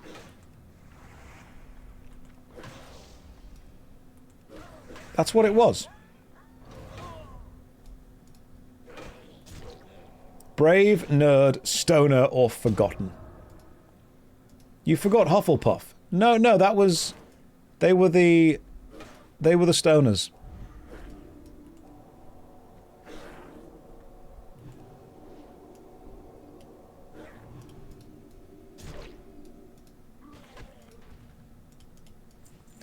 It was that thing like a couple of years ago, and they were like, you can take the official house quiz. I'm like, listen, guys, if you have to take that quiz, that is such a Ravenclaw thing to do. All right, you're either going to turn up and be a hero, be hungry, or be evil. The three genders.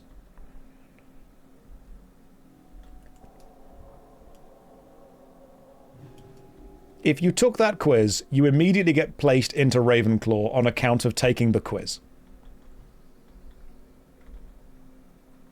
Right, what do I need from here? Red Ridge Brutes. God, there are... Maybe I can kill you by using my ranged attack from a distance. Yes! I just judgmented from a distance. That is tech. That's how we play the game. What if I'm hungry for evil? I don't know. Just go to like another school. I've got problems with Harry Potter. I've explained this before, but everyone always gets angry at me when I explain my problems with it. Because they think that I'm missing the point of the story. And then people are like, oh no, that's just horrible and evil, you can't say that. So, obviously, yeah, fuck J.K. Rowling, obviously, but also the problem is that Voldemort couldn't kill a baby. Just throw them out the window. I'm sorry, but they're like, oh, you have to use the special magical death. It's a baby, okay?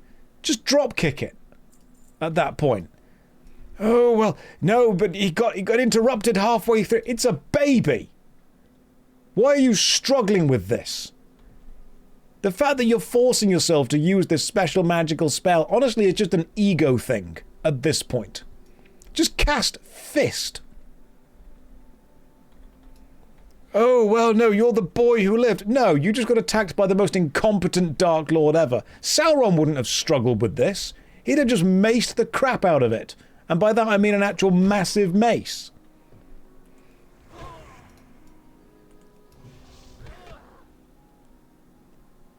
I'm sorry, Josh, but have you ever killed a baby? It's harder than it seems, says Cry. You know what? That's true. No, I haven't.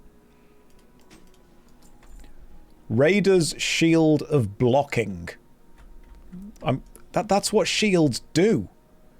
Oh, we're in the rant phase of the stream now, aren't we? A shield of blocking as opposed to a shield of what? Bet he's murdered some baby carrots, though. Alright, listen up. Baby carrots are not an actual thing. They are just regular carrots shaved down. I'm sorry to be the one to tell you this, but baby carrots are just normal carrots. You can look that up. That's a real thing. I thought baby carrots were like a special version of carrots. No, they're just normal carrots, taken, cut small, and then shaved in like a carrot pencil sharpener. And then sold to you as the tastiest part of the carrot. They're just shaved down carrots. They're not actual young carrots. Raider's Belt of the Whale. Spirit, stamina, and more armor. That is beautiful. I'm going to take it and equip it.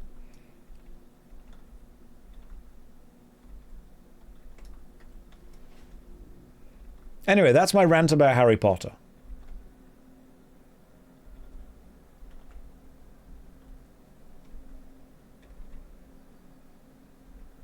Oh yeah, well, recycling isn't real. Is that what we're going to do today? We're going to argue? Okay. Fine. Recycling, I'm pretty sure, is just a thing that they made up to make money and to pass the burden of taking care of the planet onto you while they continue to burn billions of pounds of fossil fuel and Vegas is lit up every night. But don't worry. If I make sure that I put the little plastic spoon that I've used in the correct bin, then when it gets to the landfill, it can be put next to all the other plastic spoons.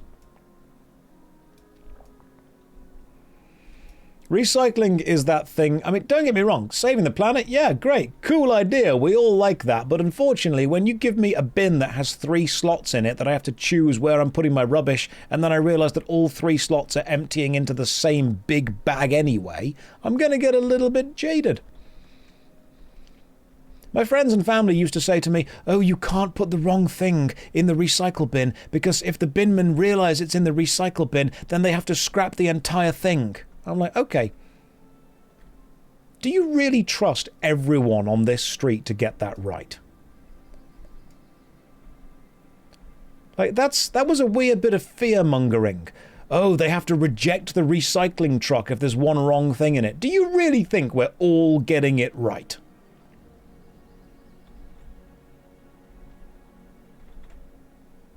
Is this the button conversation again? No, I don't think none of us are that unhappy yet. It'll get there. Don't get me wrong, it will get there. I've got to go and do these brutes and then hand these quests in. Have I got some quests to hand in? I don't think I do. But I'll go and do the brute quest. Oh, I've got a talent point. What can that be spent on? That can go into Pursuit of Justice. There we go. I now move faster. Movement and mountain movement by 15% and reduces the chance you'll be hit by spell by 3%. That's great. I don't appreciate your recycling negativity, Josh. Well, that's okay. You don't need to appreciate it. If you take the lack of appreciation and recycle it, eventually that will become appreciation. Would anyone want to do Dead Mines? I would like Cookie's Wand. I don't think I want to do Dead Mines yet. Shag, marry, kill. Postman Pat, Fireman Sam, Bob the Builder. Okay, very simple. Orgy, poly, house fire. All three, all the time. Let's do this. I'm not wasting time. I'm not choosing one or the other. That's happening. Is this hardcore mode or regular? Emotionally, it's hardcore. As far as the game cares, it's just normal anniversary. House fire, that's Sam's wheelhouse. He set it, alright? He's got a hero complex. He wanted to be the savior. The problem was, he was actually next door at the time of the fire, and if you listen carefully to the song, it does explain that Sam was the hero next door. He wasn't even paying any attention. Is the cat involved? You leave Jess out of this, alright? The cat? Postman Pat's cat has got a name. Name is Jess. Also, I've got some really good drops so far this session. Like, I've got the Black Rock boots, which are armor, strength, and stamina. Then we got the Raider's Belt of the Whale. Earlier, I got the burnished bracers and the bridge workers gloves. Like, we've geared today. Pretty much just through regular drops. We have geared. Need to kill the brutes as well. I've got 2 more brutes to kill. Then we'll be done. Let's not forget the blocking shield of blocking. The shield you got is a lot better than yours. Really? I mean, the Raider's shield of blocking. 395 armor. Let's have a quick check. Okay. I'm using the burnished shield. Burnished shield's got more armor, 7 block, stamina, and strength. That's got +5 block rating. What is block rating?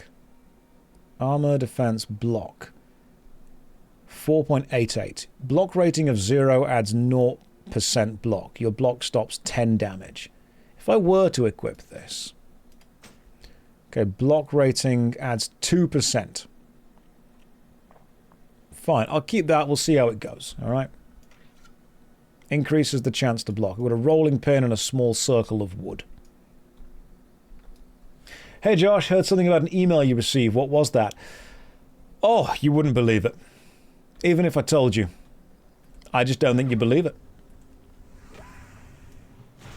You get a guy that just live rates your blocks. He's like, that's a good one. That was a bad one. That was a good one. That was a bad one. Oh, the old dirty blunderbuss. That's my favourite move.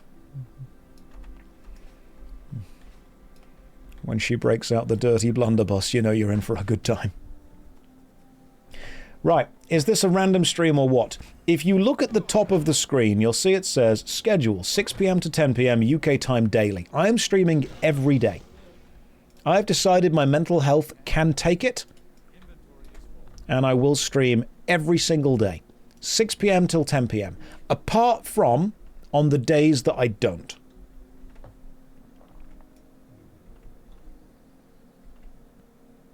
Apart from Wednesday because it was too hot, and every other Thursday because I'm playing D&D, and I'll be streaming from 6 PM until 9 PM.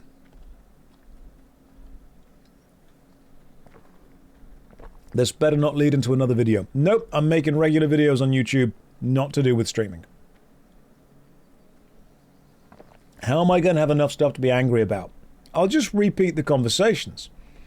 Like, if I want to have my hate of Eminence reaffirmed, I'll just play Magic against Kelly's Markov deck again. And then I'll be like, that's why I hated it. Right, Ring of Iron Will or Gold Militia Boots. Armor, Strength, and Stamina. Oh god, yeah, let's go with those. That sounds fantastic. You can smile all you wish. It does not make Edgar any more fun. Well then, we're back. We're so back, guys. Any chance you'll end up playing EverQuest Legends? Probably, maybe, in the future. I don't know. I know a lot of people are playing it right now. I know Carnage has got some good stuff going on with it, but it doesn't particularly bother me. And you forget that I am the main character. EverQuest Legends will probably be really fun for some people to play, and it'll probably become some people's main game. The reason I tend to step away from it is I don't know if it's going to have Twitch staying power. Like, I don't know if in 2 years' time there's going to be a huge viewer base for EverQuest. I think there will be a huge viewer base for World of Warcraft. So, for job security, I tend to stick to this. I like this. It's easy. I don't need to focus. Very simple. Makes me happy. The reason that I tend to not jump on new MMORPGs when they come out, can you play a bit of both? I probably could, but I'm not going to. How hyped for Guild Wars 3 am I? So excited. Don't board the hype train, guys. It never ends where you think it's going to end. Look forward to stuff? Absolutely. Very much looking forward to things. But I tend not to board the hype trains because I don't want to ever be led down by them. And you'll probably get Classic Plus. Oh yeah, without a doubt. The hype train, unfortunately, sometimes ends in Hull, which is the worst. Monsters and Memories, I'm aware of it. I haven't played it. It's basically a newer version of EverQuest, styled MMO. So I get what it is. I just wasn't particularly bothered about it.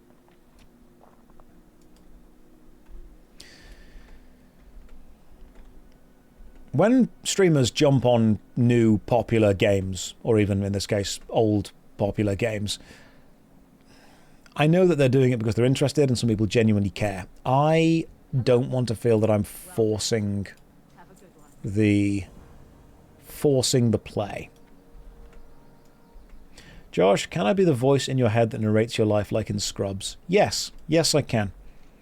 For the right amount of money, I will do that. Right, I've Midnight Orb and Midnight Orb over there. Also, I've hit level 22. I don't know if I have any new Paladin skills. I might have some Paladin skills. Anyone played Erenshaw? Not yet. Again, I know what it is. Not yet played it. You, Armourer, Tiny Dwarf. Sorry, regular-sized dwarf. Let me give you my banana. And by that I mean sell this banana to you. Oh, 428 armor, 7 blocks, strength, plus 5 block rating. Fine, I'll sell the burnished shield. Alright, what don't I need? Shadow gem can be sold. Just doing a quick shop run. All these barnacles can be sold. Silk and wool is always sold. Bouquet of scarlet begonias. It's a soul-bound item you can hold in the offhand, which I don't need. Right, let me just sell all of the barnacled clams. And a good old slimy murloc scale, which I don't need. I should probably get some actual potions at some point. That feels like a thing I should do. Keep some emergency cave mold. I don't plan on getting into any emergencies, so don't you worry about that. Oh, Northshire. Hang on, Wrathbound Ore. Yes, I need to go back to Northshire to hand in this quest, which is brilliant because I can just use the Hearthstone. I knew there was a reason that the Hearthstone always takes you back to your class starting zone.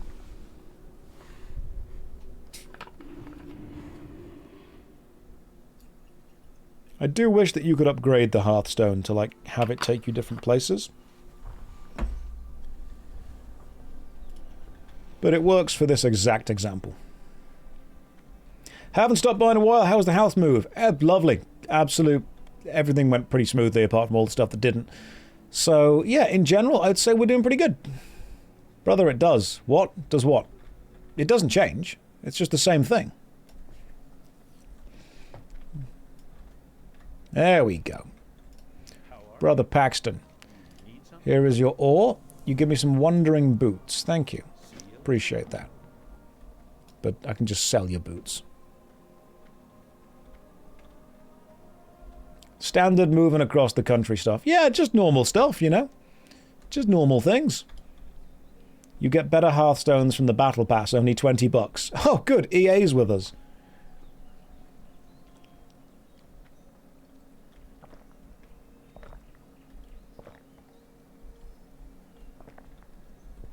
If you go to an innkeeper, hang on, and set it, that wasn't in Classic, that actually released with Pandaria. That was a Mist of Pandaria thing. So we've got the Burning Crusade stuff, and then we will get Wrath of the Lich King. But when Pandaria releases, you get the ability to change around where your Hearthstone takes you to.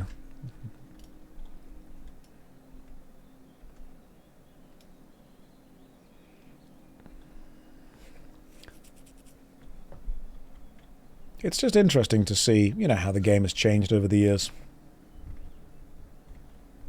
What if I just consecrated all of these bandits?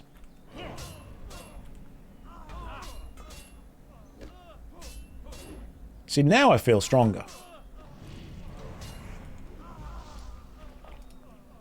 Now we can open the battered chest.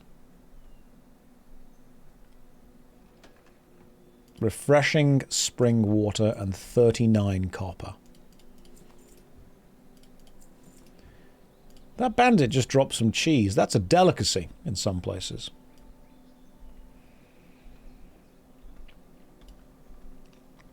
I feel like I'm having a memory stroke, so I'm definitely swapping it in the Lich King. No, you couldn't swap your Hearthstone until Pandaria. And only then you could do it like twice. Prey on the weak, that's what paladins should do. Listen, I'm not preying on the weak. I'm bringing the message of the goodness of the paladin spirit to the horrible, evil bandits.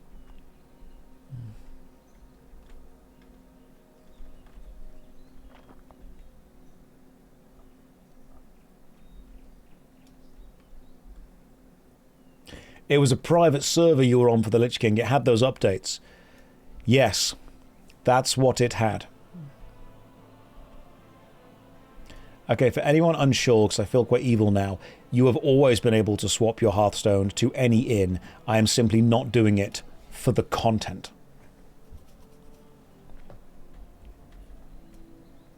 And whenever I use it, I will be returned to Northshire and I'll say, I really wish you could swap your Hearthstone because it just takes so long to get back to places. And then people will say, you can. There you go. I had to explain to people. What we will do from now on is just not say that ever again, okay?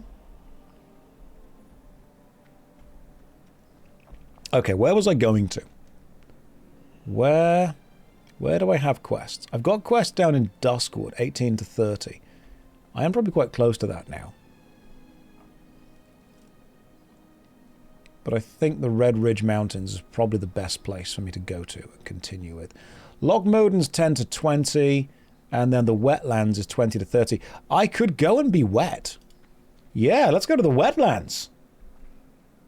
Your Hearthstone saves your orientation. If you set your Hearthstone while facing the door, you'll teleport facing that way. Oh, that's cool. I didn't know that.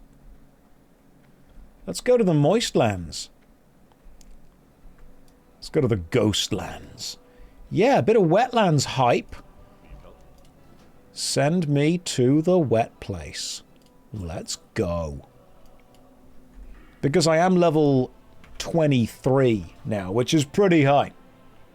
Hey Josh, been hardcore watching your Was It Any Good series. They're worth the watch. Hope you're having a fantastic Friday. I'm having a pretty good Friday, thank you very much.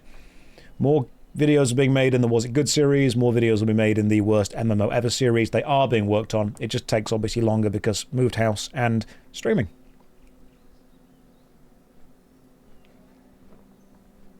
No rallying cry. Are you playing unoptimally?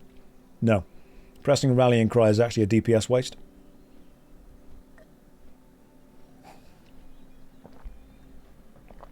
Was the house heavy? It was very wet.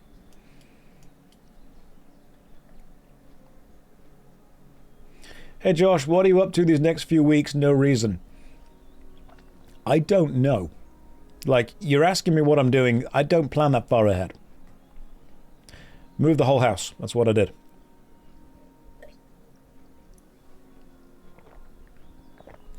Any tips for someone who wants to write a short story but has never written anything longer than a school essay or a uni dissertation?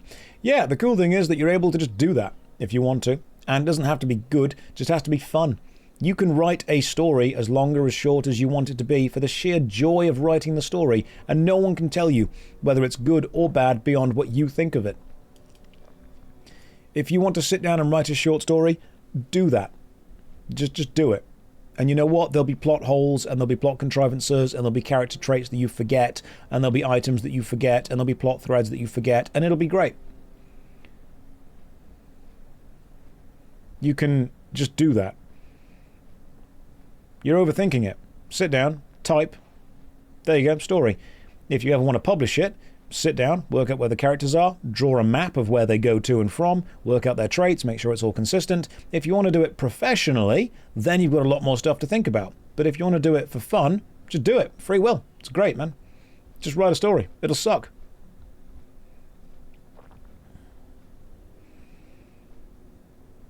Josh, what would you do if your chest hair got licked? I'd probably pay the bill and come back next week, you know?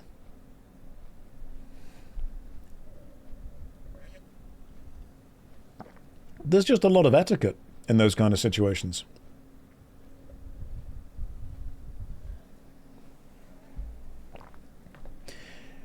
If my chest hair got licked, well, I mean, depending on how the haircut went, I wouldn't change barbers, but I would probably approach it with more caution.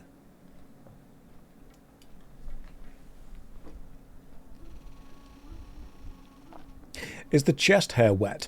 Based on the temperatures we've had in the UK for the last 3 weeks, yes.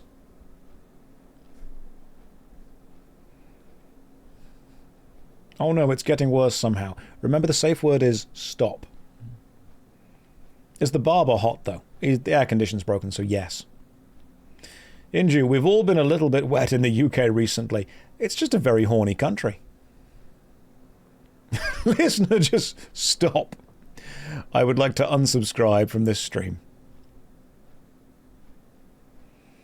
Making something horrible beats making nothing at all. Absolutely.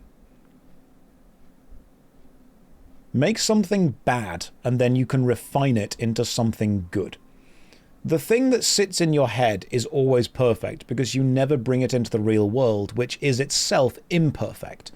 The real world sucks. There's mistakes in it. But everything that exists in the real world does at least exist.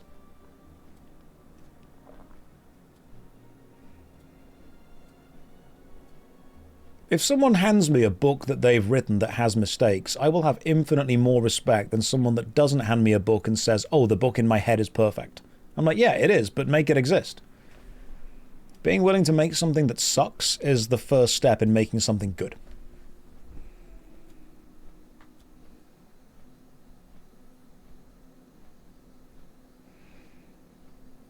If you had to get licked, where would you get licked?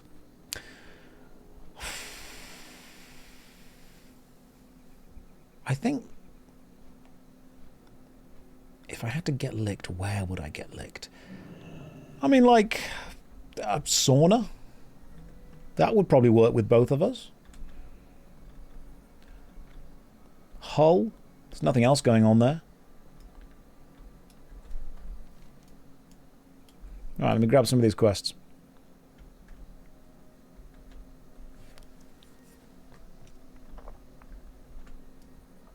I said hull, not hole. The presentation. Although, you know, let's not rule that out. Right, Carl, kill 12 bluegill murlocs. Got it.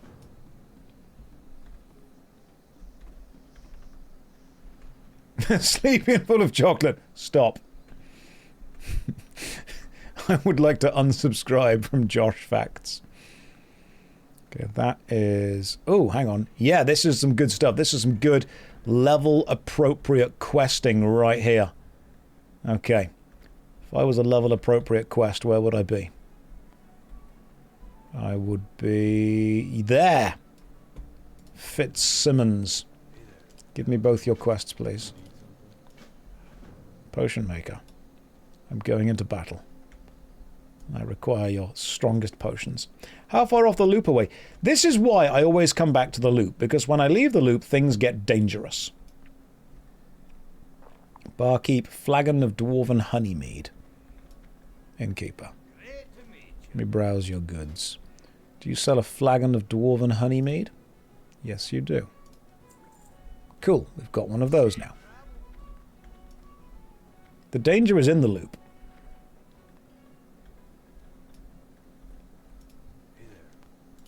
There you go. Have some honeymead and give me the rest of your quest, please and thank you.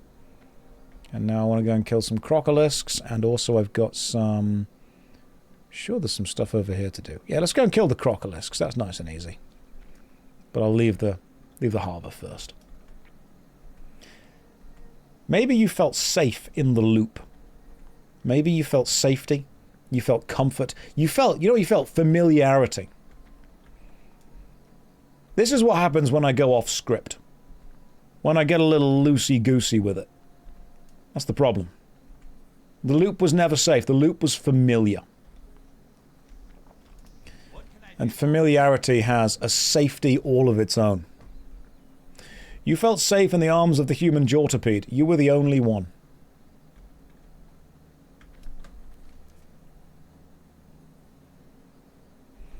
Everyone else, I think, wanted to die at that point.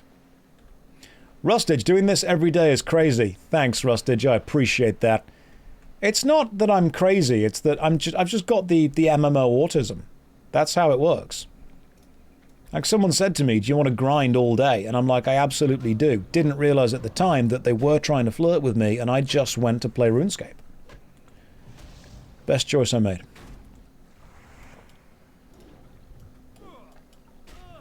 Josh, you're going to post VODs from these WoW streams? Probably, when Visa sorts that out. That's more of a Visa thing. What is the Jortipede? Welcome. Allow me to explain. Because I need some of you. I need some of you to maybe use your imagination here. Imagine, if you will, that you are wearing a pair of jorts. Jorts are jean shorts. Some of you are typing stop. You can leave. It's okay. Now imagine that you are standing next to a person who is also wearing jean shorts or jorts. Now imagine if you both removed your jean shorts or jorts, and then you placed your right leg into the left jort hole of a pair, and the other person placed their left leg into the right jort hole of the same pair, therefore linking you two together by sharing one pair of jorts. Now imagine that you both took the leg that you each had that didn't have a pair of jorts on it and put a pair on, thus leaving one open leg hole on each side. Then imagine somebody else came and stepped into that leg hole, and then they put on half a pair of jorts.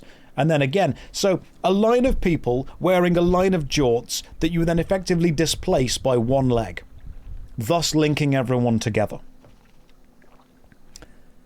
That is the creation of the human jortipede. Should it exist?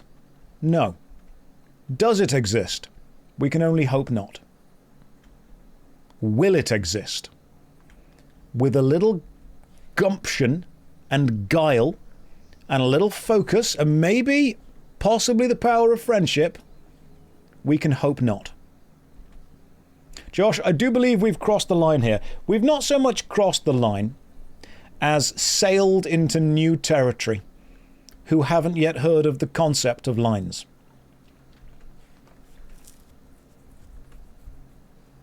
Doing this whole operation intended to lock the vacant jort holes together. Well, no, because you will end up with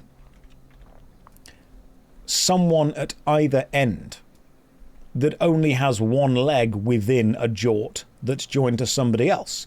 Now, they could put a jort on the other leg, but it would, of course, be an empty jort hole. I suppose the end game of this is when the line is long enough, you effectively circle back round and the people on both ends of the line join together. Almost like a biblically accurate jort.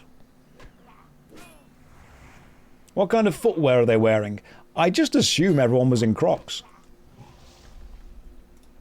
That's... That's how you have a circle jort.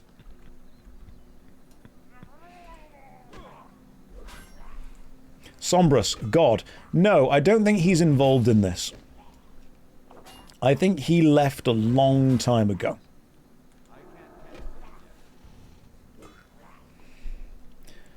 Savvy. With this new schedule, for a small moment I contemplated Josh reaching max level before the new expansion releases. I banished the thought because for some reason it genuinely scared me. Josh slowly leveling through the game while casually talking about life, random topics and whatever happened to cross his mind is one of the few constants in this chaotic world. If he ever hit max level, I'd start checking the sky for cracks and wondering if comfort itself had gone extinct. I guarantee as soon as we get to close to max level I will re-roll a druid. That's what will happen.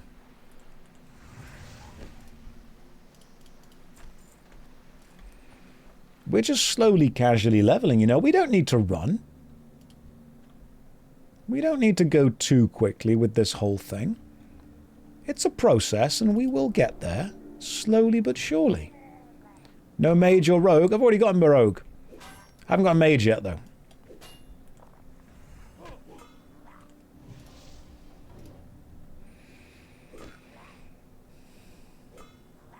We're just slowly getting there together.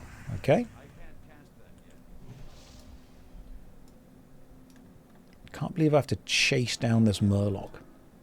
There might as well be no max level the way I play. I don't think there is a max level. I don't think Warcraft actually has an end game. Everyone just lies to me about it. We're just jorting around Azeroth. That's what we're doing.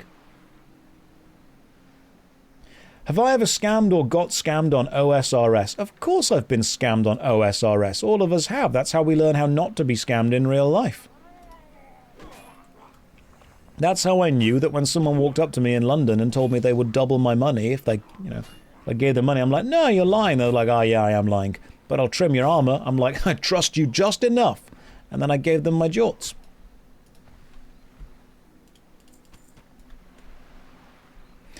Swift, you remind me of Henry Cavill. Thanks. If you order Henry Cavill from Temu, I turn up. Come on, blue gills. There's got to be more of you around here somewhere. There we go. You can't see, but Josh is not wearing his jorts today. I'm actually wearing jogging bottoms because you're not going to see my legs and you don't need to know that I'm focusing on comfort. Aw, Loxer, Henry Cavill reminds me of you. Oh, thank you. It's made my day. But I got the trimmed jorts back, right? No, I think he's still got them.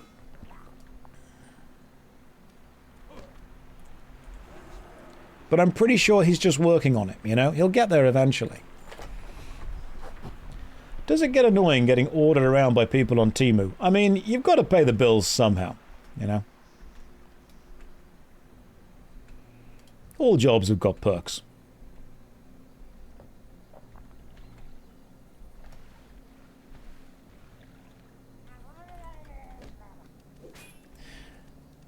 As much as I like the class fantasy of the Paladin, I am just beating up fish with a rolling pin. Which sounds silly until you realize that's literally exactly what's happening.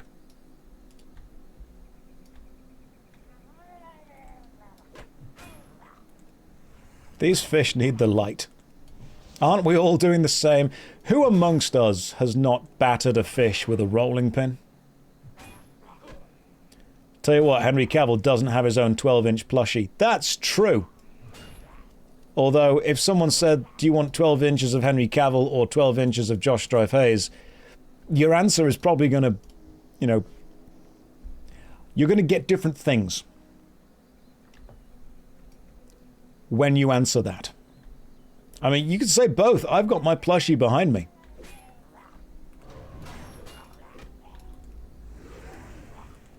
Some of you don't believe that, but I do.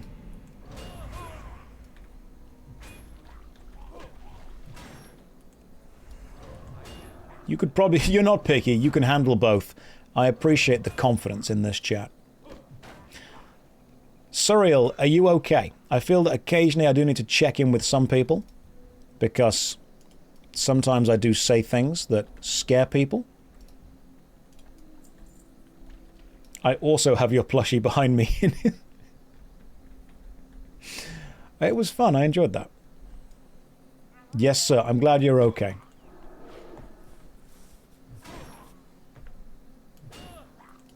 Too much truth. Am I giving you too much truth? Inju, you're sad you didn't get one. I've got a few that were sent to me that I've dished out over the years. I've given to people whom I value. So I'll save one for you. I gave one to Kadikarus, and in exchange he gave me one of his plushies. Right, bluegill, there we go. I will see what I can do. Can't guarantee, but I'll see what I can do.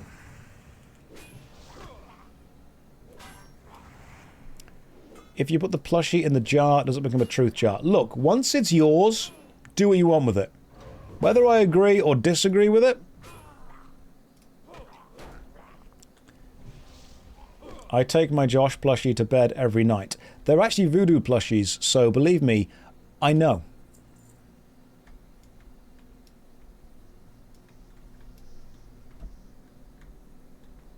Claws from the deep. Okay, so this quest requires me to get Gobbler's Head. I have to get Gobbler's Head, which is a very advanced move that I think got banned in the university I was in, but some girls were still up for it. Right, let's go try and find Gobbler's Head.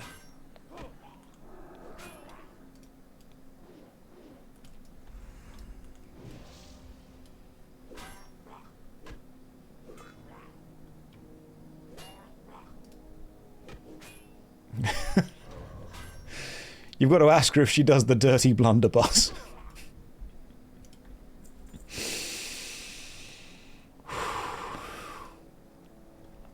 Where do you get Gobbler's Head from, genuinely? Is it like a rare spawn murloc or something? Julian, hey, what's up? Julian, there is still time to leave. Just so you know, this chat has gone off the rails, and you've arrived at a very interesting time. It's a special named mob. Okay, we've got to find it. It spawns in multiple locations. Okay. I will find Gobbler's Head.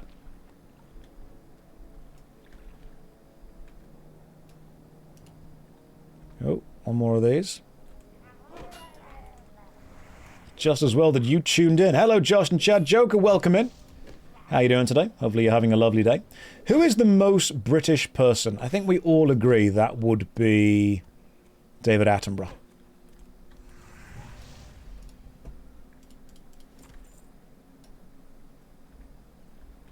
God damn, where does this rare mob spawn? We're making progress today, though, I'll give you that.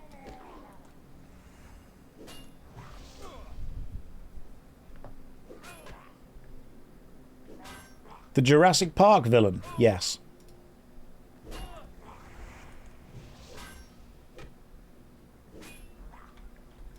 I think the most British person is probably Ronnie Pickering.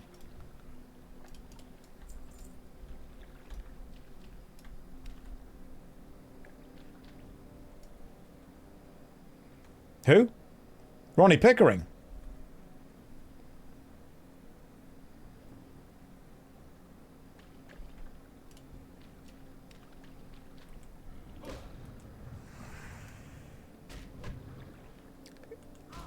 Who's that? That's Ronnie Pickering, mate. You heard of Ronnie Pickering, yeah? If you've not heard of it, you should look up the video Ronnie Pickering. It's basically this absolute arsehole that gets confronted by a guy on a bike. It's quite funny. You should go and learn your history. Right, I'm not finding the gobbler. This is not bait, genuinely. You should Google Ronnie Pickering. He became quite famous because of the video.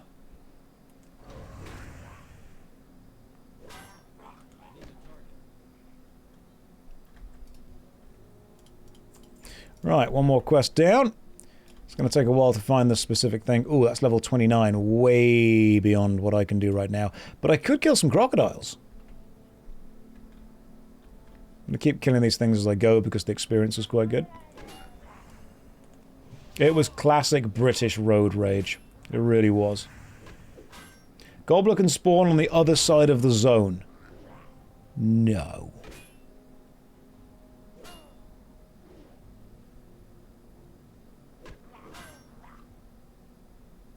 Damn. Okay. Well, let's see what happens.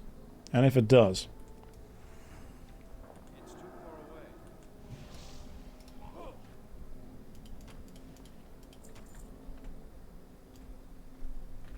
We'll find him. We'll find him somewhere. We're going to go and get the little crocodiles for now. 2 spawn locations near Menethil. Never seen him anywhere else. We will find someone or something. I'm in no rush. Let's be fair.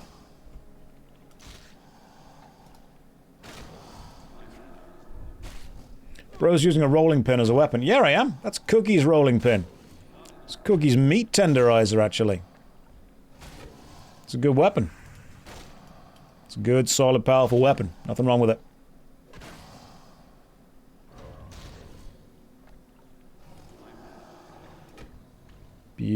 Stout battle hammer of the bear. Right, just as you took the piss out of my rolling pin, the game has given me a weapon that is not better. It looks better, don't get me wrong, but it's less strength. And as a paladin, it's very important to be strong. A GM friend who's watching. Yeah, thanks.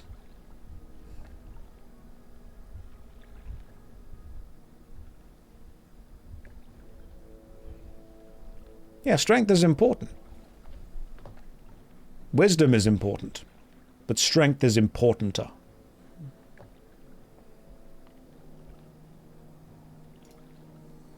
Right, let's go. So, where are the crocodiles that I need to kill? They're in here somewhere, aren't they?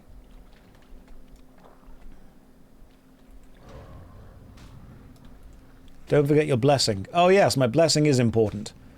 My blessing of might.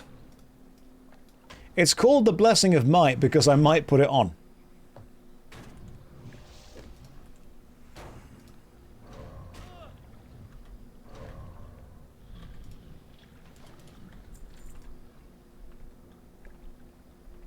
Blessing of might not. You don't know me. You don't know my life. I might use it, I might not. You can't stop me one way or the other. Alright. Oh, we need to get a bag from the ooze, don't we? Don't think the raptors drop anything, but I'll kill them because of, you know, I'm here now. Blessing of I just might.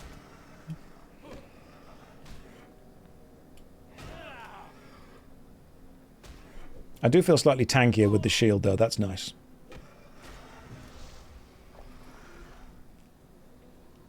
That is definitely true.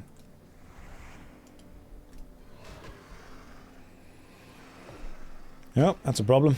Well, consecrate down. Let's see what we can do. Okay, 3 of them is a problem. So... I might need to actually... block in a second. Just watching my health. There we go. Right. Holy light. To heal myself, and now we attack you.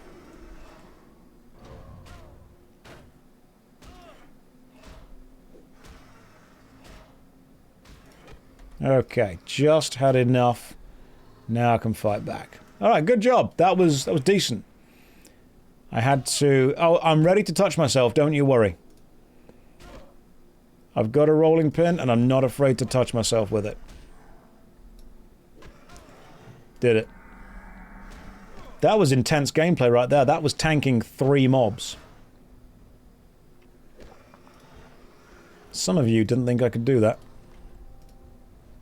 Some of you were like, it can't be done. Yeah, it can. So how wet are we finding these lands? After this black ooze, I'll tell you. Laid those hands all over yourself in the wetlands.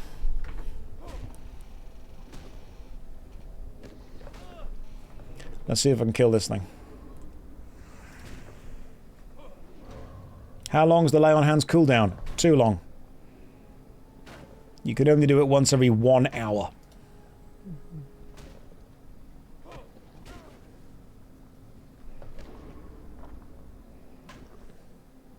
There's a 15% chance this will give me the drop I need. It did not give me... It gave me a large slimy bone.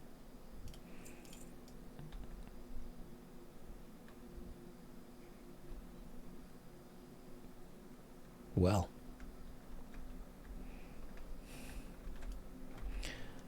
I feel that joke's a bit too easy to make, to be honest.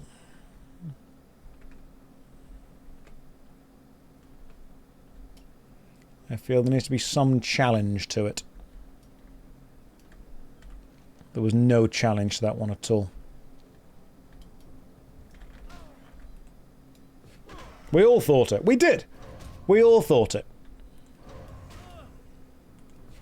Drinking, playing WoW, and watching Josh might be the highlight of this week. Well, I'll try and make it even better. You join at the moment that I get a slimy bone. There's just so many innuendos with WoW.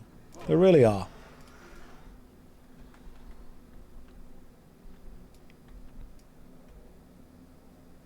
Looks down, health bar empty, touches self. Look, I don't say that I made the paladin class. I just worked out the best way to play it. Did Josh tank Deadmines? I did indeed. I did pretty well tanking Deadmines, to be honest.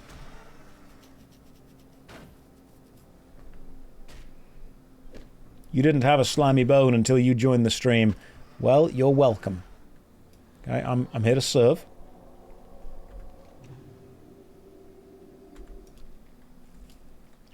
We are already halfway to the next level. We are powering through this.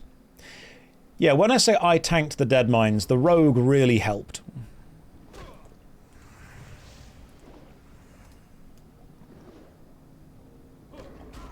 The rogue probably did more than I did. The button-up shirt's doing some heavy lifting. Look, I know what you're here for, okay? I'm not going to delude myself. Do I usually play tanks in MMOs? Nope. Usually play DPS. Because big number good. However, I realized that as much as I enjoy DPS, there is a shortage of good tanks. Which means that if I play a tank, I might be able to slip in unnoticed and people think I'm good. You let Josh die once, had to keep him humble. Yeah. Yeah, you did. No, it's fine. I've forgotten about that. Moved on. Different stories. Don't even remember it.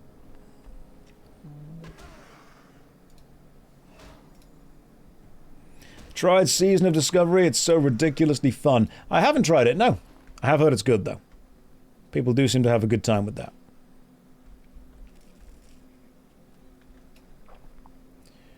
Right, where are we going for this next quest over there? We're going into the excavation site, which I think you can get to that way. Oh, I know where we are now. Yeah, I remember this bit. Gotcha. I know. I'm picking up what you're putting down. Right, let's try and get some young Crocolisk skins going on. Do I enjoy turn-based strategy games? Yes, love it. Big fan of both real-time strategy and turn-based strategy. I just like strategy.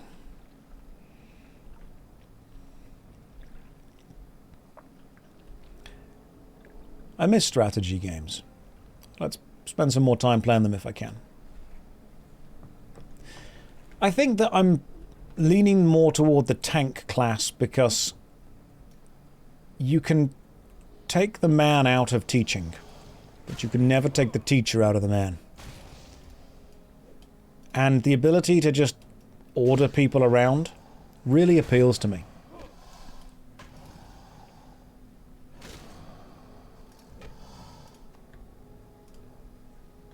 Should you call the police? Not unless they want to play healers.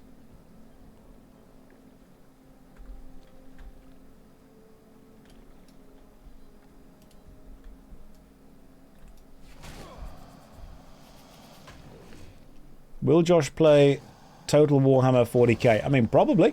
Not sure.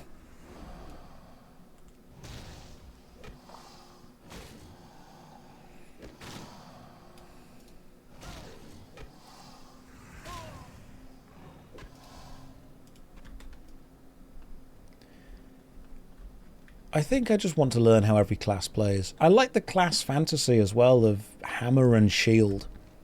It appeals to me. I think it looks cool. I like it. Command & Conquer mods and fan expansions and fan games. Oh god, yeah. Command & Conquer was a great game. I miss the Command & Conquer series. You're playing XCOM 2? I've not played XCOM yet. Heard it's good though.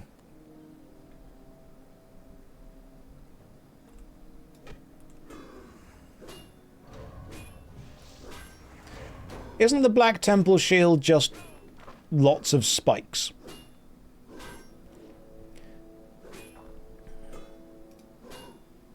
You need my opinion on elves on dinosaurs. Sounds like a good magic deck. Yes, we did indeed play Red Alert. That was fun. It's a nice little change of pace for me. Right, Cedar's bag in the ooze. Cedar's bag in the ooze. Excavation teams, I think, are a tad outside my level right now. So we'll go this way. We'll complete the Green Warden, and then we'll try and find the ooze bag over here. Skullflame shield. Oh, the Skullflame shield looks gorgeous.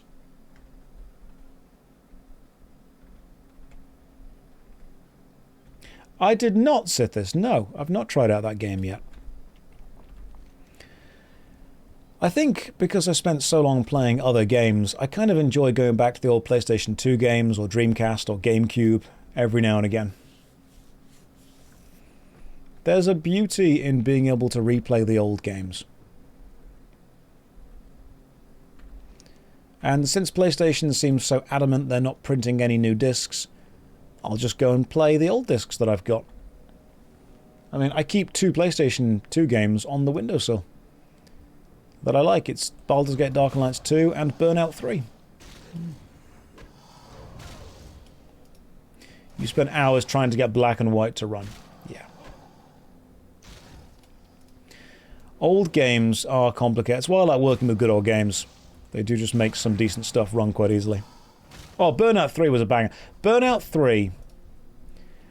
The games that you play as a kid will set your music taste up for the rest of your life as well. So, if you were a 90s kid like me, you will have said at least once in your life, that song was on the Tony Hawk's soundtrack. Or, that song was in Burnout 3.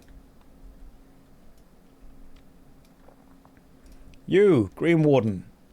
Here's some stuff. Kill 15 moss people. Got it. I will go and execute your moss friends.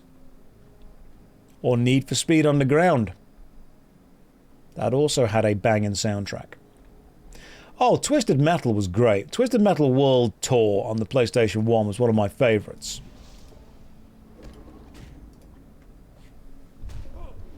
Vice City, yep, San Andreas. Isn't there a thing where some of the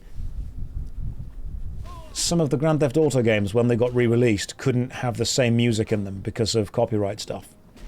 Which I think was a real shame. That sucks, man. Okay, I'll tell you what does suck about music copyright. Anyone here a fan of the TV show Supernatural? I love Supernatural. I think it's great.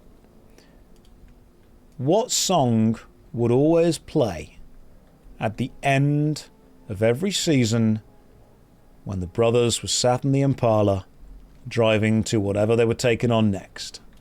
It was always Carry On My Wayward Son. Have you watched Supernatural online recently? They lost the right to that song, so it no longer plays.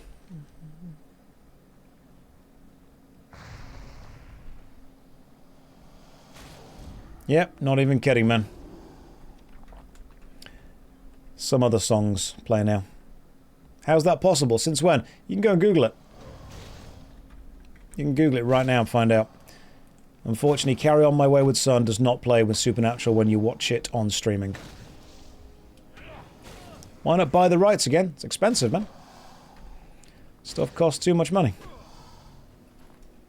This is why you should own physical media, so it can be explored and enjoyed in the way it was meant to be. Own physical media as much as you can.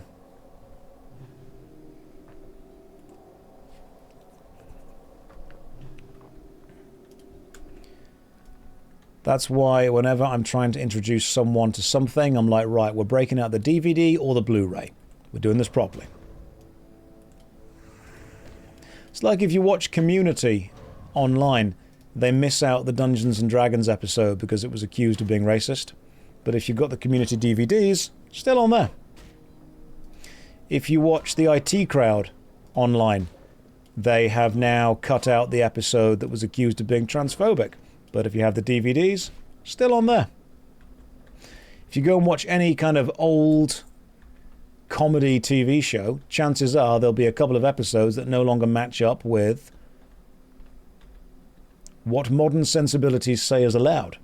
And therefore, they have cut them out online so you can't experience the full thing. I mean, oh god, yeah, no, we don't like Graham Linehan, but I still think we should be allowed to watch the show as it was. You can completely disagree with the message of something while still being allowed to consume that thing.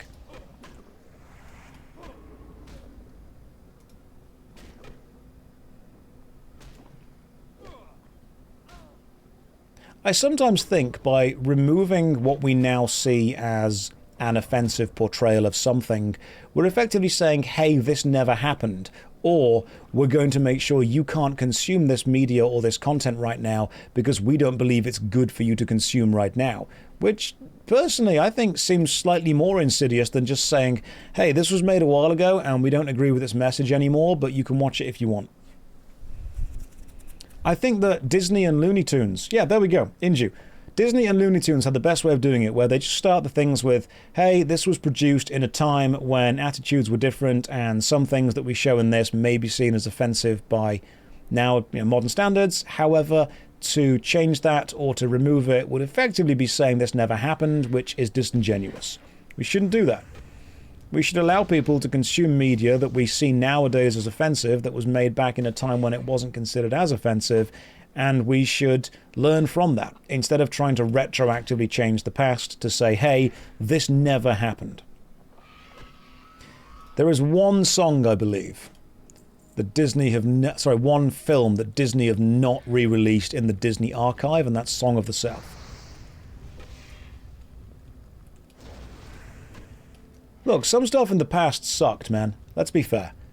Some stuff made in the past was just straight up mean. But by saying we are going to pretend this never happened, we are not setting anyone up in the future for a level of success. It's okay for stuff that existed to suck, and for us to look at it and go, yeah, I get why that sucked. The license for Carry On applies to Season 1 and the final season. The song is there for streaming in every other season. I know this, I'm literally having a binge session. Is it actually there? Because I watched one season on streaming and it wasn't there. Yeah, I think, Shell, if you hide things away, it's also, I feel it's dangerous to the future. If someone makes art right now, and then in 50 years' time, people look at it and go, by modern standards, that is now considered offensive. Therefore, we are going to change the art that you have made, or we are going to prevent people from watching it. That to me feels like a little bit of, it's an overstepping, it's a babysitting of the general populace. I don't like that. Season 2 to Season 14 it is. Gotcha. Thank you for letting me know. I don't want to feel that art that is created, even if it is offensive or sucks or is horrible, is then going to be presented to future generations in a curated way to appeal to them. Because sometimes art doesn't need to be appealing. Sometimes it needs to be exactly what it is so we can work out why the artist created it that way. The classic saying is that art should comfort the disturbed and disturb the comfortable.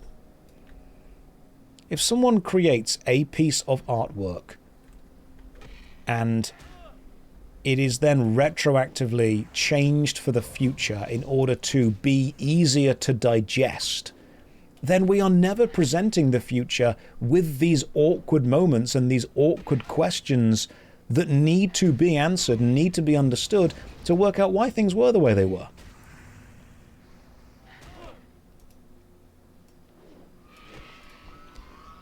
I understand that there are people who want to feel they're protecting the future, but you're not protecting the future by pretending the past didn't suck. You're just making sure you don't expose anyone to things that you think they should be offended by.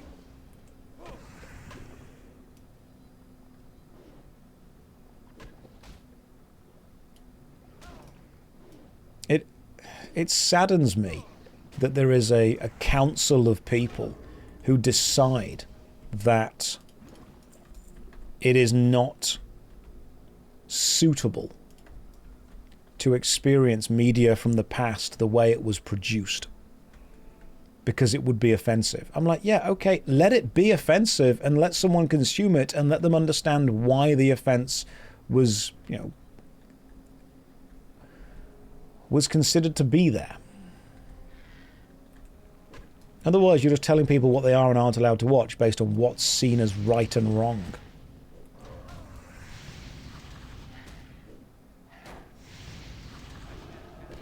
And history will repeat because you know what?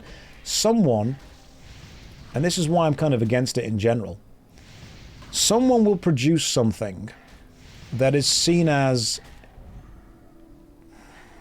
incredibly beautiful right now, and that person will be totally into and totally up for the general vibe of cancel culture, and then 50 years from now their work will be seen as something that is worth cancelling.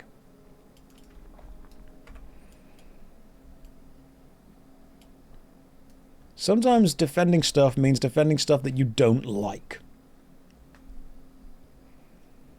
Like if you're, I would see that as a beautiful irony. If an artist or an activist was 100% in support of retroactively changing things because they didn't believe it gave the right message, and then 100 years time from now, their work is then retroactively changed.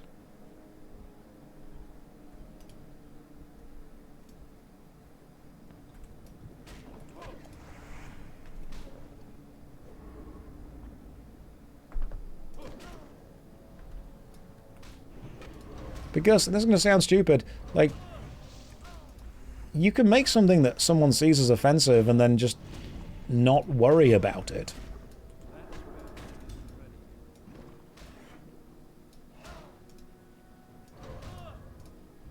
But now I really am in my old man shouts at cloud era.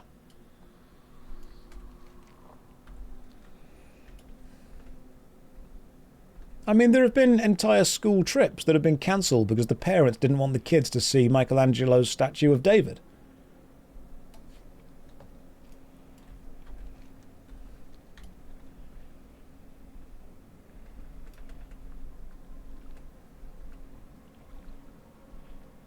What is free will if people refuse to use it? Yeah. Just me and Up Is Not Jump being angry and shaking our fists at the sky. He'd be up for that. He's lovely.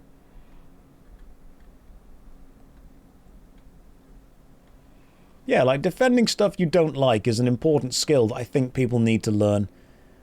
I see so many people being like, oh, you can't do that. And then when it works in a way that's beneficial for them, be like, yeah, that's totally allowed and should be allowed to happen. You can't pick and choose when you want to specifically defend or attack something based on whether it is or isn't beneficial for you at the time.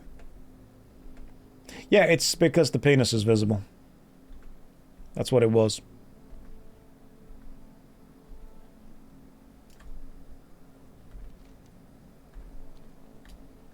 Like, there's lots of stuff that I don't like, but, like, it should still exist.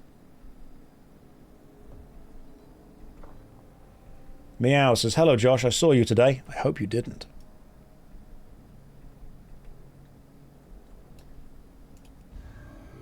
It's okay for something I don't like to exist. It's okay for something I don't like to have the right to exist. It's okay for something I look at and think, God damn, that is stupidly offensive, to exist. Because curating the entire world to only make me happy would be the fastest way to turn it into one hell of a hellscape.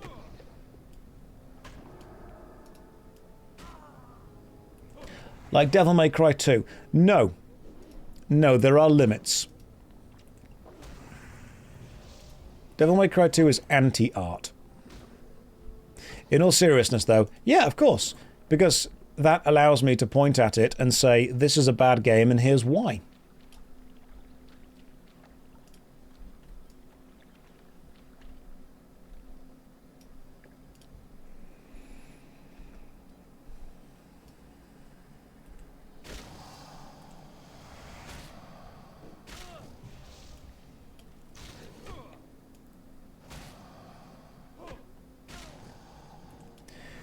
We are strange as a culture in that nudity is bad and violence is fine. I think George R. R. Martin once said, people don't like it when I write about a penis entering a vagina, but they're totally happy for me to write about an axe entering a skull. And in my experience, the penis entering the vagina has given more pleasure than the axe entering the skull. And yeah, I totally get where he's coming from when he said that. It's because, as a society, we tend to shun away what we see as bad and wrong and glorify what we see as things that make society great. So, violence, glorified. Totally A-OK. Right, I want to kill a moss-hide mongrel. These things.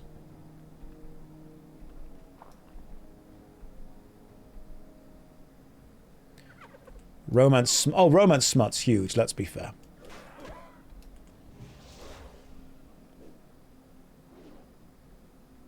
You couldn't weigh in, you've never had an axe to the skull before. Well, I mean, if you ever do, you're probably going to have it once.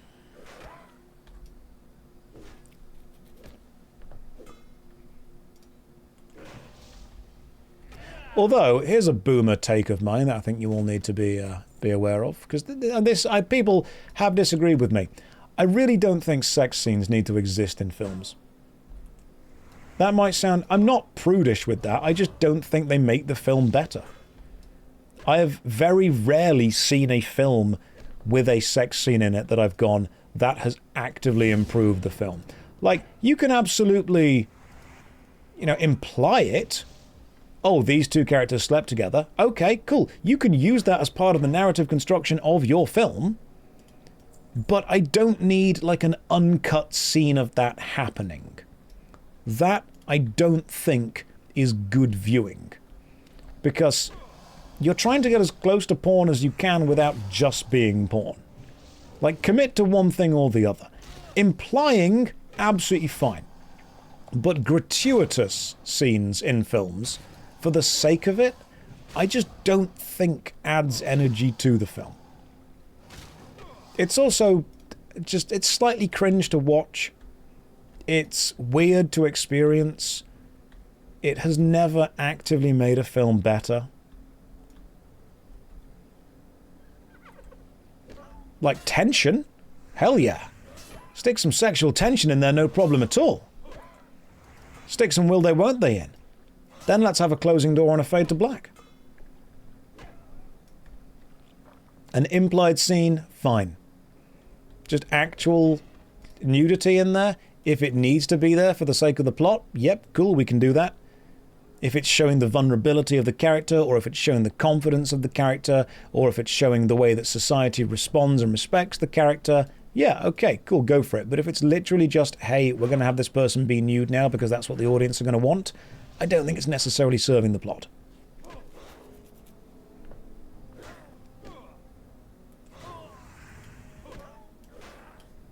I understand that it can serve the plot, and it can serve the characterization in many ways, but I think a lot of directors don't use it to do that. They just use it because they wanted to put a sex scene in the film.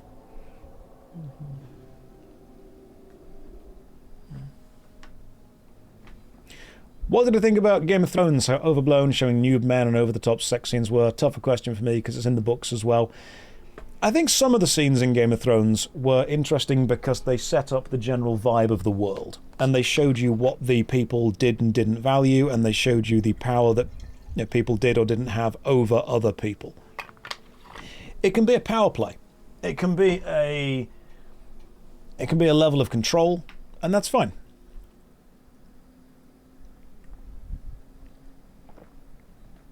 But I also think that in some ways it can sometimes just be done for a level of shock value, where they're like, we're going to do this scene, it's going to be gratuitous, it's going to be serious, it's going to be way too over the top, and we're going to do it because the audience is going to go crazy for it.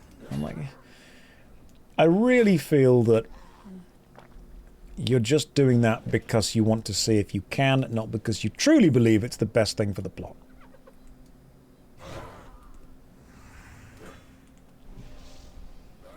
How do I feel about sex scenes in video games? Even weirder.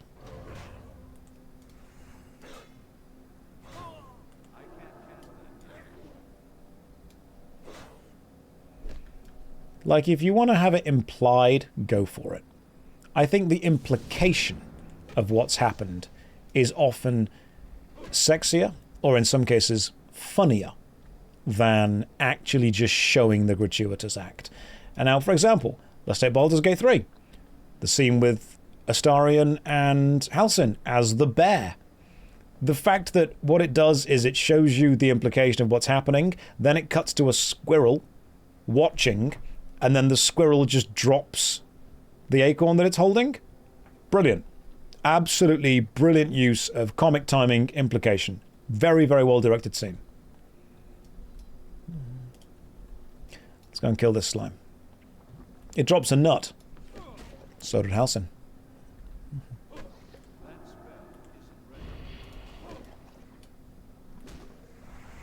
What about the bugbear and the ogre in the barn? I honestly found that a little bit over the top. For reasons that I think simply existed because it's over the top. Like, if a scene genuinely changes how you see a character, or genuinely changes how you see the progress of the plot, then yes, I can understand its need to exist.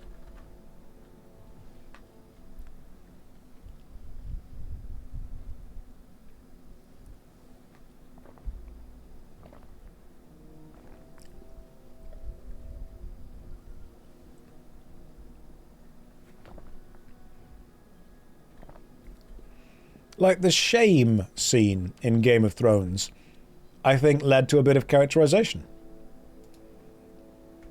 That was needed to show you how far that character had fallen and how the general society was responding to her.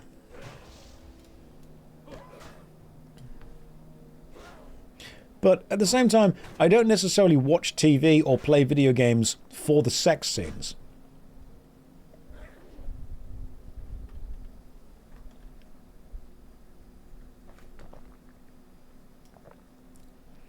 And I don't care about censorship. I care about the fact that I just don't think it often makes a better film.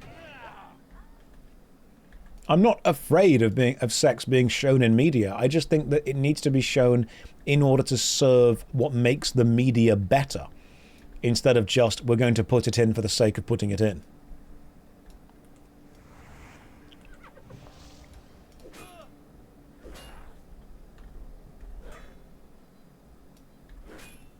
It would be the same as random gratuitous violence being put into a film halfway through for no reason.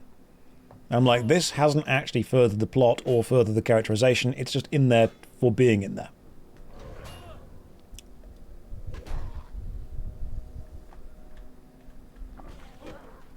But that's just me.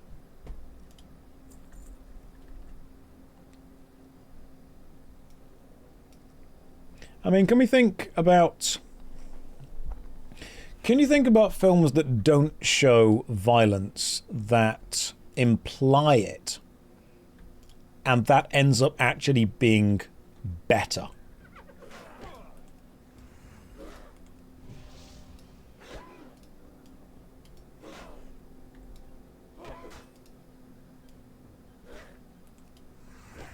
I think horror films are often better when they don't show the monster.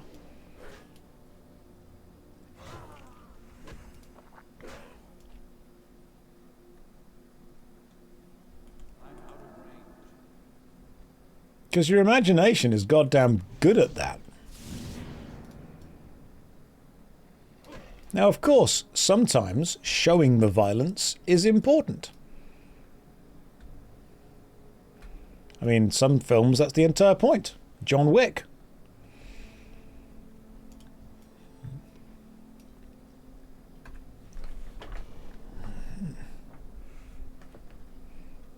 Die Hard had the best pacing in all the action films. Die Hard is a Christmas romance about a man reconnecting with his wife in difficult circumstances, and both of them learning to be independent individual people.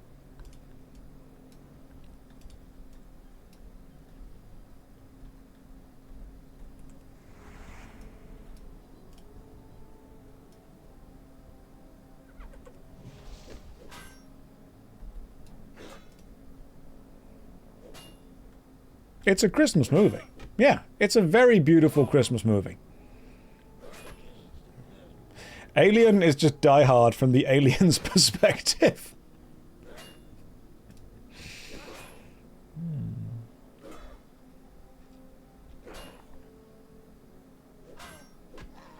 Just remember, guys, in any media, film or TV, if a character coughs, they are going to die.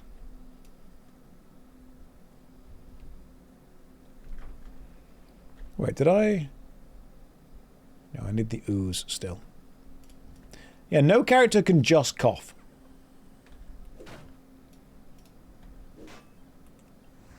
Cough means death. It's happening soon. You've coughed before, is it over for you? I'm not even sure how you've made it this far, to be honest.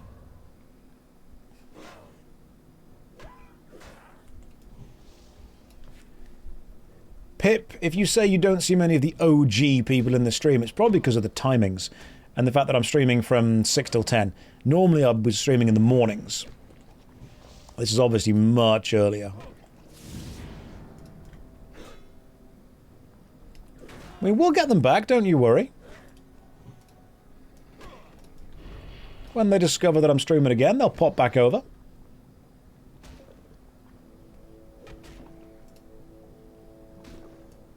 Literally just cough. It's over for you. It is straight up over. I'm sorry. I don't make the rules. But it is. Okay, so I need to get this moss-hide mongrel thing, but these don't seem very common.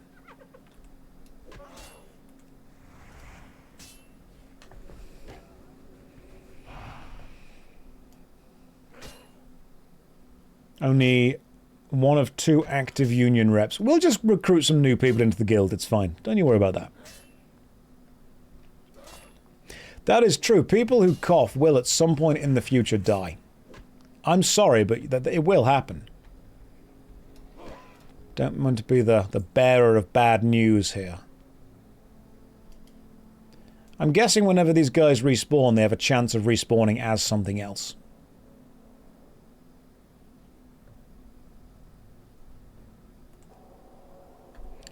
I need some milk.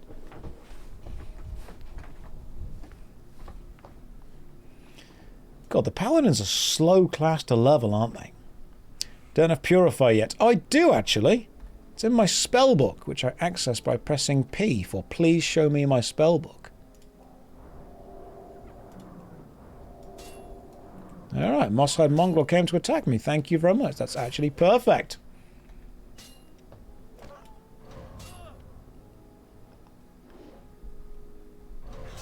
Retail's content with classics, gameplay and mechanics would be good. I agree. I'd like that.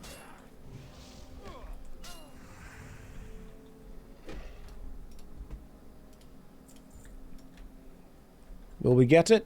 Don't know. Spirit reduced by 6. I'm not bothered about having reduced spirit. That's not a real stat that people care about.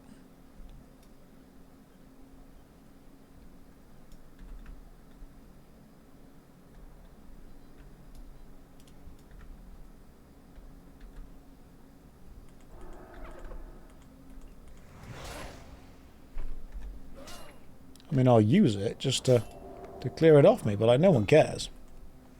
Why no auto loot? Honestly curious about the choice. Don't want to be too efficient, otherwise I'd be too good at the game. I'm already the best paladin player, so I need to give myself some handicaps.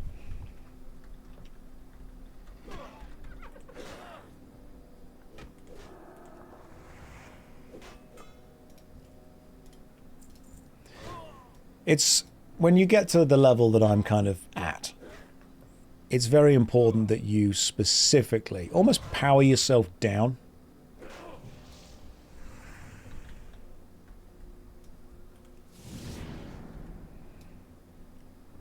It's like a self-imposed challenge, because if I didn't do it, everything would be too easy.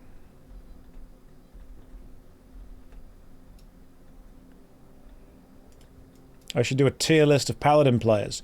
Okay, S rank, me. A rank, me when I'm tired. B rank, everyone else.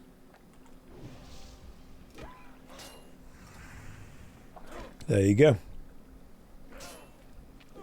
If I was actually playing at my peak power level,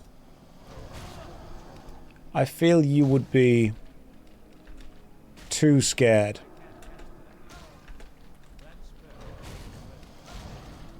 There we go, let's just bubble and run away. That works. You'd be overwhelmed. Straight up overwhelmed. And I can't overwhelm you.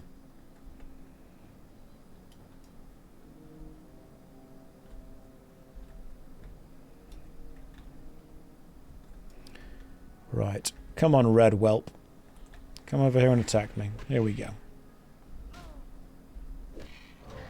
If you want to be fancy, you can start with Seal of the Crusader, Judge. It puts a debuff on the target, then use Seal of Righteousness. Does it? Does Seal of the Crusader actually put... Okay. Increasing your holy damage taken. See, I died. If I was reading what I should have been doing. Will judge increasing holy damage by up to 23. Your melee strikes will refresh the spell's duration. Oh, cool. Okay. So Seal of the Crusader, Judge, Seal of Righteousness. That's the actual mechanic. I died there because I think that I was getting too good. It's important that I pulled back slightly. Thank you, PS Wit, for the first message you've sent in this stream, just being, yup, when I explained that I was too good.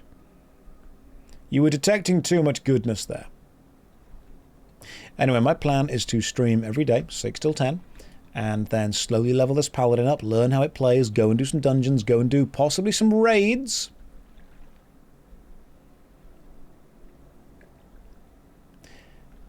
Maybe even some heroics. I know. to gear myself up. And then, when I am good and geared, we switch and play hardcore. You didn't feel anything else needed to be said, to be honest? Perfect. Absolutely perfect. When does the next ult come into play? Soon. You call yourself a paladin, name every anime. Naruto. Pokemon. Family Guy. American Dad. Big Cook, Little Cook. Shrek. The Simpsons. Bleach. Bleach, the live-action film.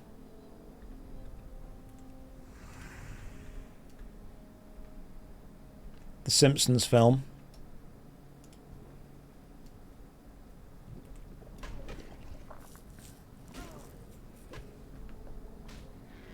Legend of the Overfiend.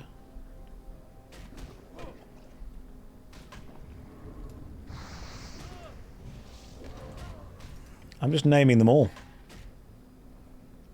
Courage the Cowardly Dog.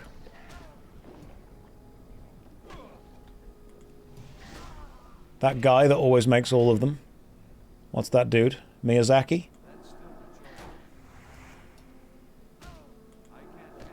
The World of Warcraft movie? Is that like an isekai when you think about it?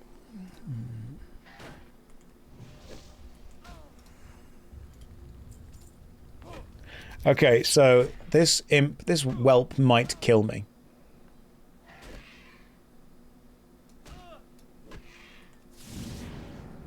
That was a clutch stun. My goodness, sis, thank you very much for the gifted subs. That's remarkably kind of you. 5 people have ad blockers.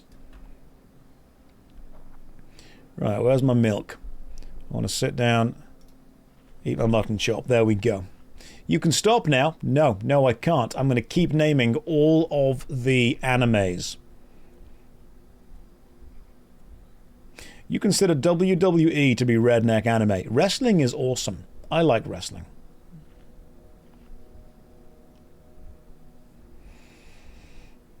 You haven't even named the best anime. Sailor Moon. Steins Gate.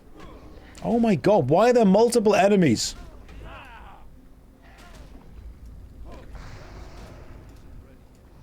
Okay, this is a real problem, genuinely. Because I'm now out. I've got 40 seconds left until I can do... I've got to do that, bubble, and then self-heal. Let me stank for a second.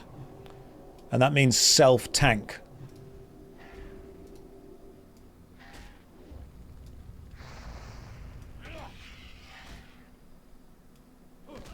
The GMs did not appreciate my list. They did not simply death touch the enemy for me. Which personally hurts. Okay, there we go. What are you dropping? You're dropping nothing good. We're close to the next level though, at least. Stun one while beating the other. Good advice. Oh my god! Okay. Time to run away. Time to run this way and then go and kill the... Yeah, 21. These moss hide things. What level is that down there? 20, 21 again. Cool, we can go and do that. Okay, this is much safer.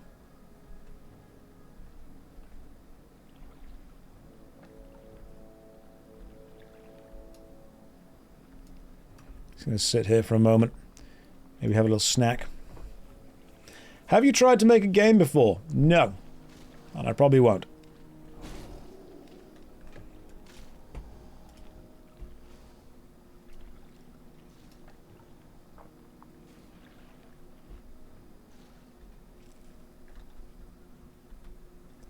Let's is not really the thing that interests me, to be honest.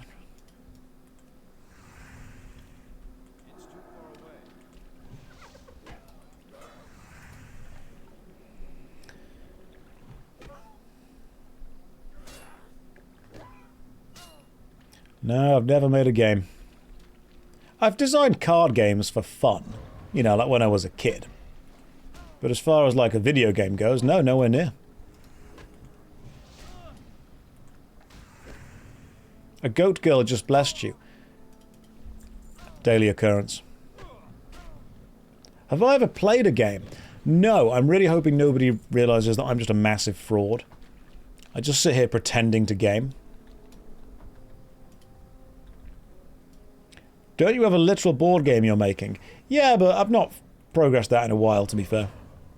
Have I ever killed a man? It depends what jurisdiction you're going to be asking that question under. Thoughts on the Blue Eyes White Dragon versus the Dark Magician matchup? I just hope they're all having fun.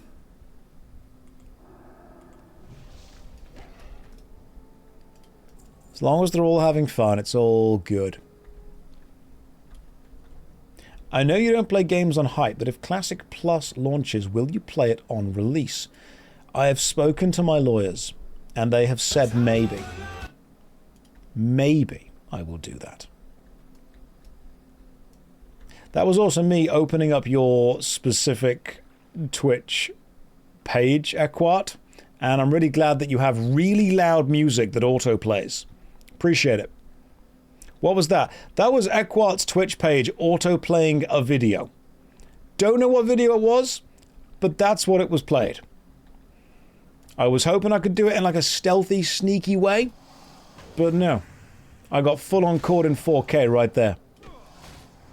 God damn it. But no, yeah, I'd love to play Classic Plus. I don't know if it's going to happen. It's going to happen. Come on. I mean, look at it. Look at it.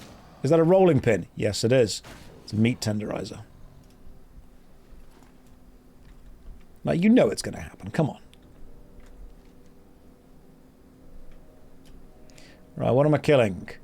Gnolls, mongrels, and Dragonmaw grunts and scouts. Let's see what we get. Closing in on the next level anyway. Are you playing Control 1 before Control 2 releases? I've already played Control 2. It's brilliant. I was invited to the London launch event, and I got to play the first level and kill the first boss, and it is excellent. But no, I would very much like to play WoW Classic Plus, and hopefully they do the same thing that happens with RuneScape, old school RuneScape, where they end up creating new content for it.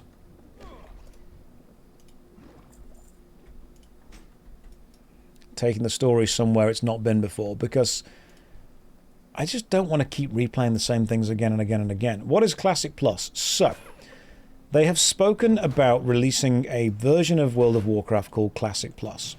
You know how old school RuneScape was originally a copy of the servers as they were in 2007, and then instead of releasing exactly the same content that the live game had, they actually got a brand new team of people to make new content? That's what Classic Plus could be. So instead of the first expansion being the Burning Crusade, the first expansion could be something else, but it could carry on with the same classic design.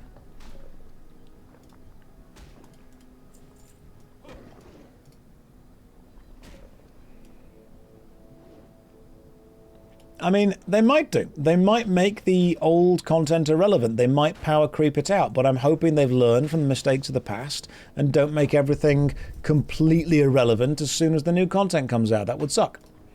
Let's hope they don't do that. You feel retail is moving toward a soft reboot? I would agree. Because at the minute, if you join retail, try and do this. If you've never played WoW before, even if you have, join retail and then try and work out which characters you're already expected to know. Because you're told straight away that you're like this legendary hero and you're straight away expected to know everyone. And I know that this is an ongoing game, but at some point you have to understand that asking a new player to already have years worth of narrative build-up it's impossible. At some point you do need to have a new onboarding point. Not everything needs to be an onboarding point. There does need to be an overarching plot.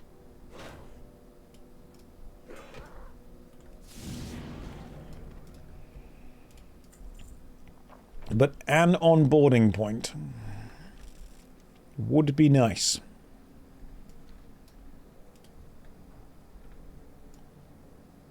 They had the habit of retconning stuff. Well, let's just never get the jailer back.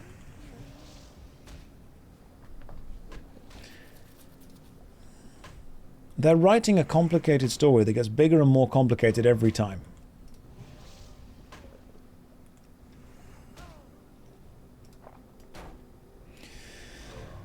Story creep, narrative creep, focus creep, power creep, they're all just creeping up.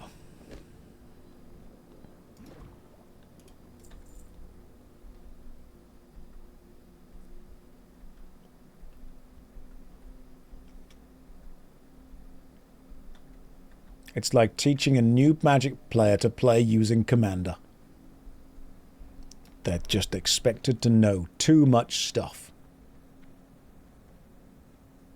Right, how do we get to these things? These Dragon Gauntlet people.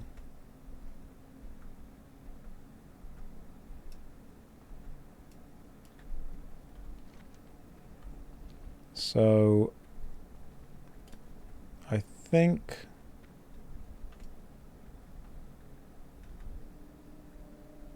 let's go. Is the enemy that I'm expecting meant to be like underneath me?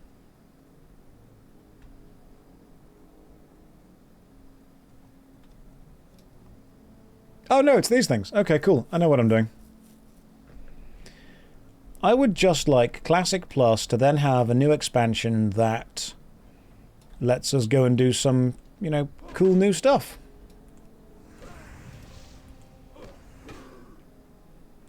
I knew the old strategy games, skipped WoW forever and joined last year, catching up on lots of lore, love doing that. If that works for you, that works for you. I'm glad it does.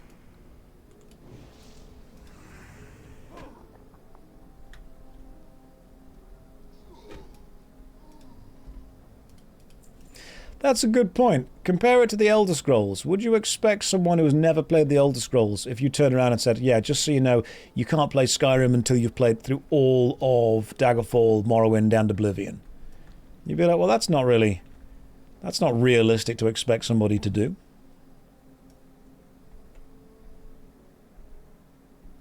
The further up, there's an orc camp with orc buildings. I will go up then. They could have added one level with every expansion. They could have done, Taran.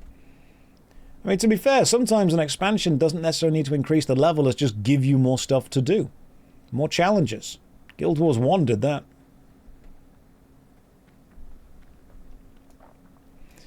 With the Dungeons and Dragons MMORPG has an interesting way of doing it. Ah, okay, right, cool, I see where we are.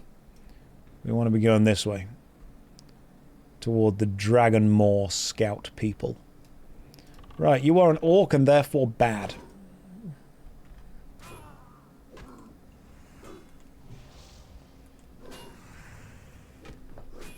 Which episode 1 for Doctor Who? Any of them.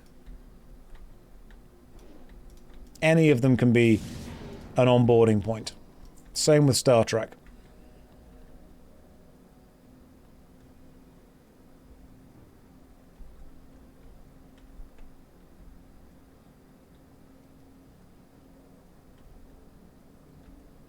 Okay, so these are the orc enemies.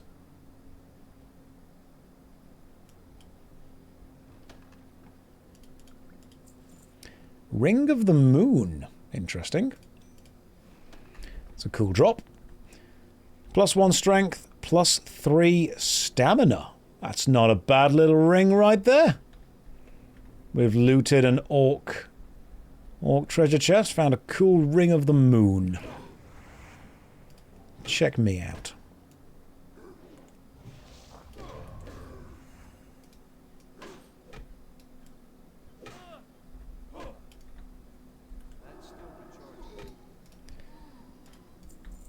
Bringing people into your media is always a complicated thing to do.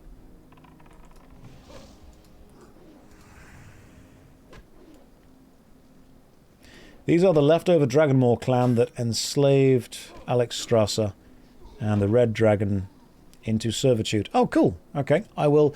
At some point, I will just make a video called I Tried to Learn Warcraft Lore.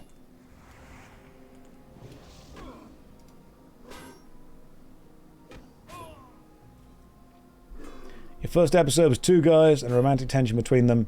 Hey, that could be a good episode. I mean, Black Mirror, you can start anywhere. Do you want to watch the Prime Minister have sex with a pig? That could be a good place to start. Random fact, the room in which the Prime Minister has sex with a pig in the Black Mirror episode was filmed in the drama studio of my old university. We were told we wouldn't have drama that day because the Prime Minister was having sex with a pig. True fact. It's episode 1.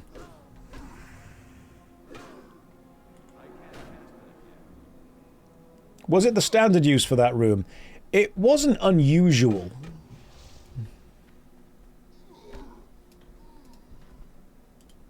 We were drama students. We just thought it was fine. Is that a mark of prestige for your uni? It needs it, so yeah, they'll probably take it. Black Mirror was like a decade ago. Don't say things like that. You don't need to remind me how long ago things were. But yes, it was. Oh no, a boss. This is a problem. Like a legit problem. Because I did also... I've got my bubble just in case.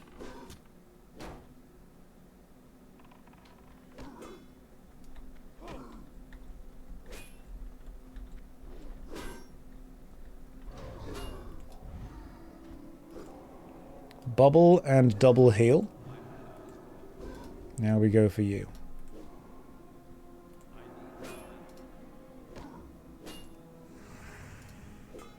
Right, do I have any potions? I do not!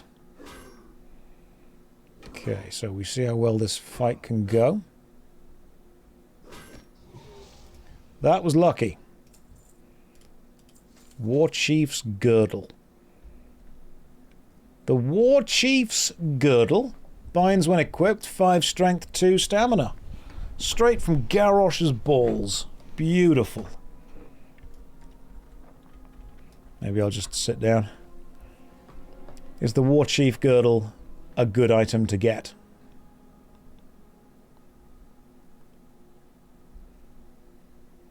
How did you get it if it's bind on equip? He never actually equipped it.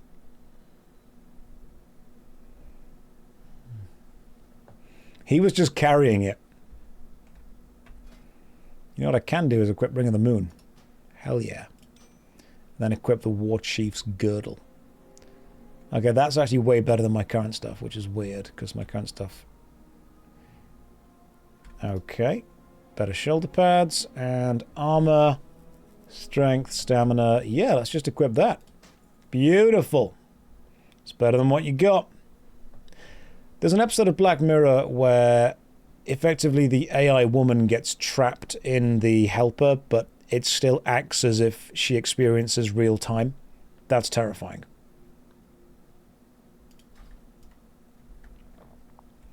And the dude's just like, well, let's give you another 4 weeks to sit and do nothing. That scares me. The idea of just having the ability to lose time.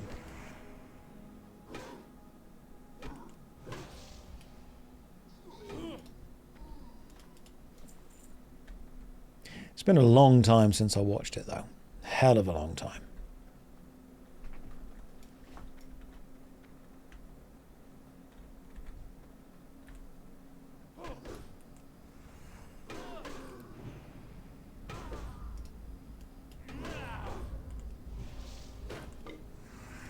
Right, let's try and take these guys on.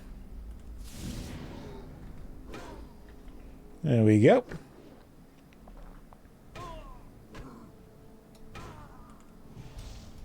Right, so we're about 3.5 hours into the stream now, guys. It's about time to have some serious conversations.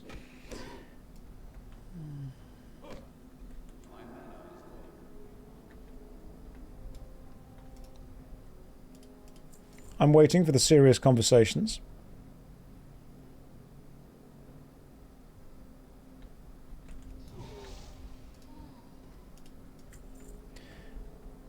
Okay, here's a question. Why hasn't this game dropped a flurry axe for me yet?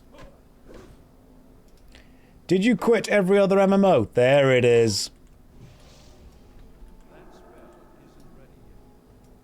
There's the question.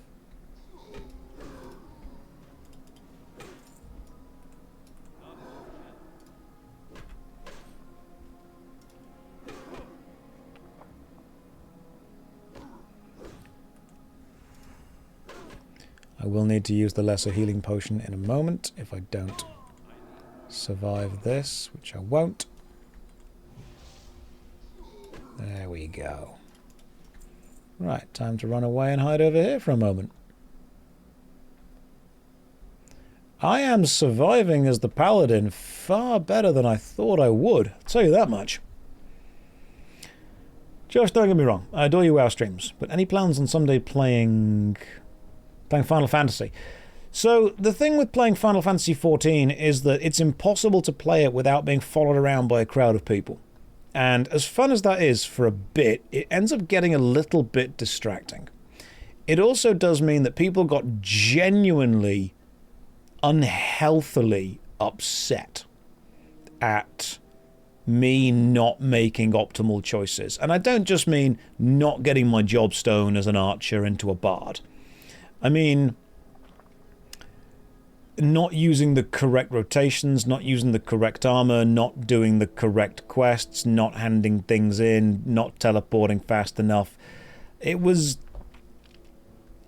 quite worrying how personal a lot of the players seemed to take my gameplay choices. And while I understand there was, of course, a level of trolling, I felt that it ended up distracting from the focus of the stream, because it ended up being every single stream was just how can people work out where I'm going to be ahead of time and then go and put themselves in that place. So whenever I get there, there's a little bit of a funny, humorous scene that plays out. And it ended up feeling like the game became like a sitcom where I wasn't trying to act in it, but everyone else was just, right, how can we make this as silly as possible? How can we make this funny? Almost every moment was someone was attempting to hijack the focus. And I don't mind the people that wanted to help me and run dungeons with me. That was fine. But Final Fantasy XIV was the first MMO that I really felt that while I was streaming it, everyone else wanted to make it their show. And you can't, because I'm the main character. It's my show.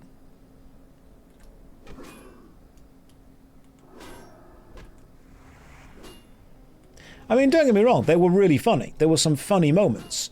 But I kind of didn't want to just ignore it because people had put effort into showing up and, you know, putting on some funny clothes.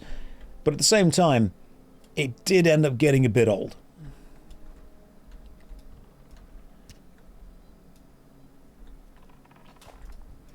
So Final Fantasy XIV, if I play it on stream, I know that I'm not playing for me. I'm playing for everyone else to follow me around or set up lines of characters that they want to be seen. It's their comfort game. They're comfortable in the world, they're comfortable in the game, and it ended up just being a little bit overwhelming. Because every fight, every cutscene, every journey became, let's escort Josh with the most random, eclectic group we can find. And I like the game, I just didn't like feeling that I was being followed around by an entourage everywhere. What differentiates this audience from that one? People don't seem to bother finding me in WoW as much, which is lovely, and because everyone's just doing their own thing.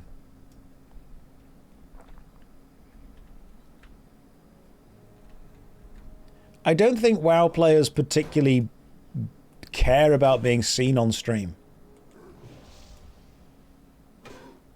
I mean, people do try to find me, don't get me wrong.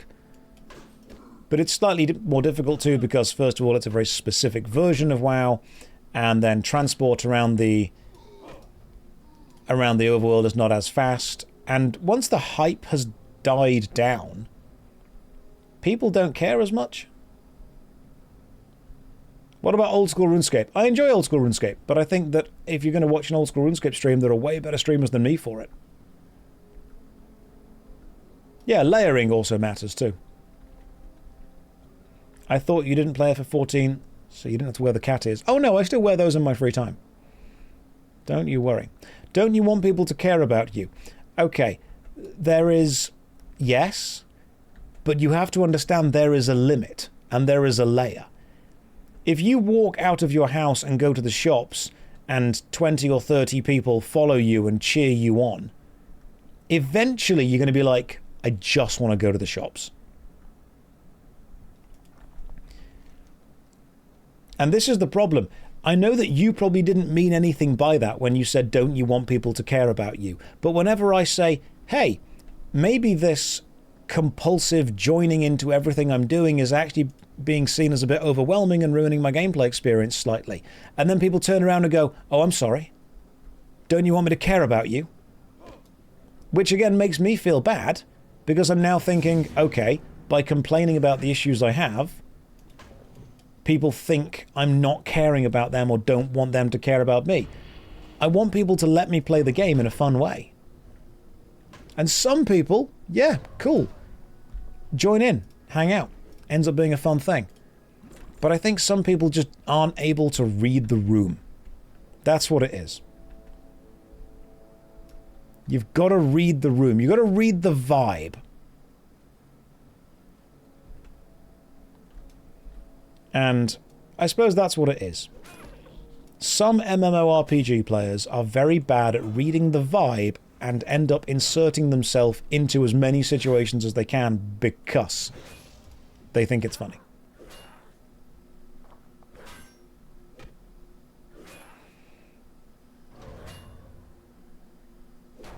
Why is that not happening in WoW? I think people in WoW are just already too bored and too jaded.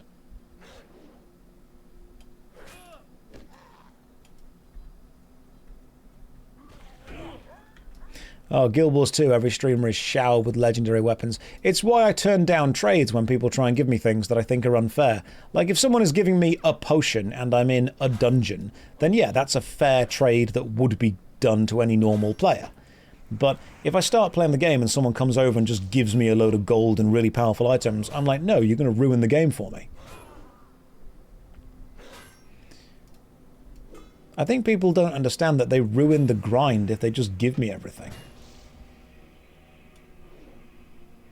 As soon as a new streamer logs into Guild Wars 2, there's like 50 people on screen. Yeah, it can get a little bit overwhelming, can't it?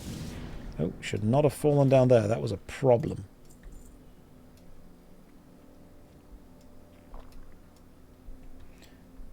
Don't want to trivialize the game for it. But it's much faster to get back to complaining about everything. You're never going to make everyone happy. And if I say, hey guys, it'd be really cool if people want to come and hang out with me, someone will say, oh, okay, so you're just abusing streamer privilege. And then if I say, you know what, guys, maybe that's a little bit too much, people go, oh, so you just don't want us to care about you at all. No, I want you to be normal people who are able to read a room and understand that there is a difference between 0 and 100 and try and exist within that. Extremes of either side are going to be weird. I think some people are just bad at reading social cues. I know, I'm asking for a lot. It is... The tiring aspect is that if you don't do what people want you to do, then they think that you hate them. And if you do what people want, it annoys other people. There is a balance to be struck, and it is within the striking of that balance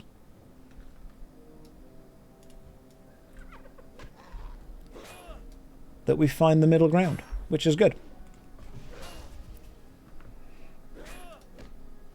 So to link this back to the comment earlier, when I said, hey man, people follow me around gets a bit annoying, someone in the chat said, don't you want people to care about you? Do you think that following someone around when it irritates them is showing care? Because I don't think that's showing care. I think that's showing a desire to be involved and a desire to be seen.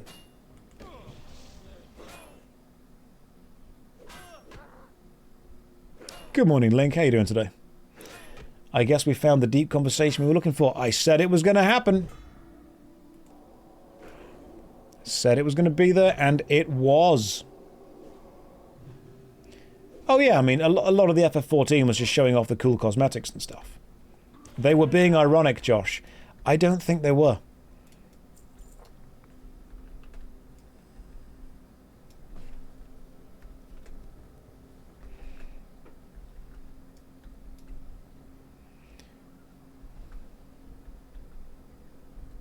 I mean, if they were, then cool. I read that wrong. But I think sometimes people act weirdly and other people just excuse their behavior by saying, oh, they didn't mean it. No, they did. They did. They were just weird. It was, yeah, it's funny to begin with, isn't it? And you open... Anna, I'm glad you saw that. You open the doorway. You open the door and there was just a load of people there and they were always dressed up in a silly thing and there was always a joke and there was always a comedic beat and a comedic moment. And then, this was the biggest one. People got really annoyed at me that I wasn't taking the storyline seriously. And I'm like, how could I when every single time I turn around a corner there is a different themed Lalafell? How do you expect me to take your game and your storyline seriously if the player base is doing everything they can to be as absurd as they can around it? Like, you're saying, oh, you're not paying attention to the cutscenes, you're not reading the storyline, you're not really getting involved in the characters, when just off to the side, the dumbest thing you've seen had happened. Like, if I want to take your game seriously, but it's tonal whiplash. We've gone from a really deep, dark, you know, evil, emotional moment to look at these really funny named characters stacked on elephants on top of each other. Like, it's... Are we serious? Are we funny? What's happening here? We've gone backward and forward on this.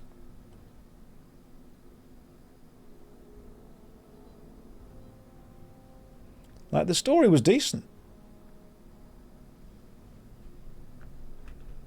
Up until the story became, let's just be silly all the time.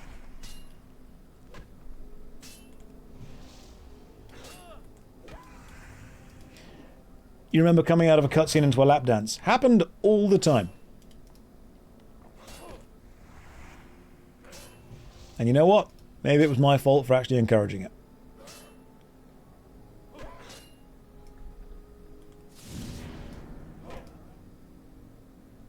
I did indeed see the Dungeons and Dragons World of Warcraft crossover announcement. Hopefully the books will be fun. Anyone that gets them will have a fun time with them. Yeah, there's like a time and a place, you know? Whenever I went AFK, people just arranged themselves on the screen in Final Fantasy XIV because it was very important that everyone got seen. And I get the whole mask what server you're on, but it's strange that, and this is what I'm trying to get at, the people that want to do it don't want to read the room or think, hey, what would be the most fun thing to do? The people just want to be involved.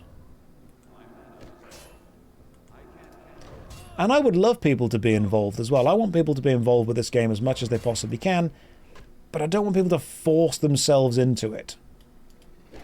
Because that just gets a little bit old, a little bit quickly, you know?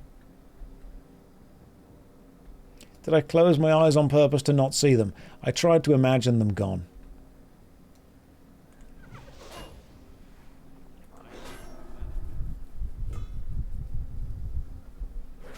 Now, people enjoy MMOs in different ways, and streaming FF14 was... It was a challenge in that the game wasn't the thing I had to focus on. I had to spend more time focusing on the player base and the way they wanted to interact.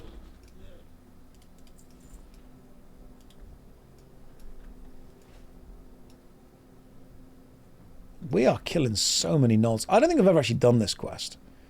I am amazed that I've only done the Dead Mines once. We've literally done one Dead Mines run. The rest of it has just been gnoll hunting.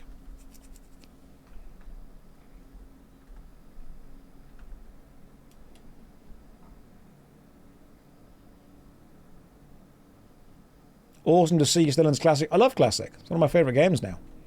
It's a really fun gaming experience. I like it a lot. We used to be a Dead Mind stream. We used to be a real stream. We had quality.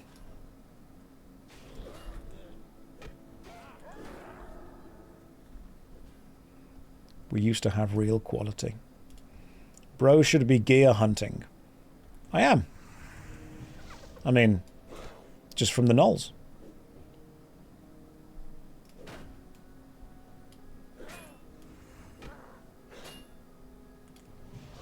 Just seeing what they drop and when they drop it. I think we've made progress today.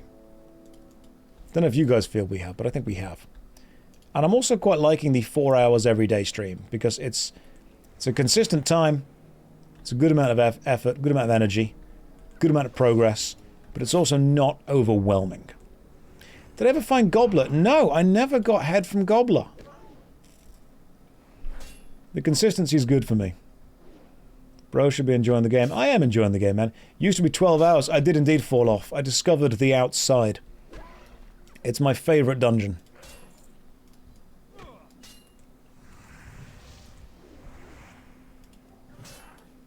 You know what? I'm probably going to be able to level up soon, which is cool. You can take that group with mana and consecration. No, I'm good.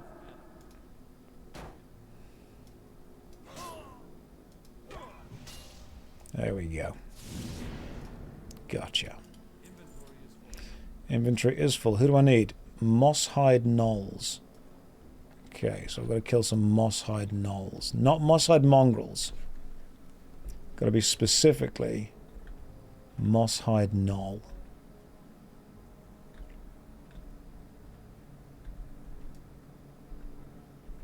Must be a high-level dungeon. Not done it yet. It's a good dungeon when you get there. Like, it's quite intense, but it is good fun. Since you're an adult, you play Eve.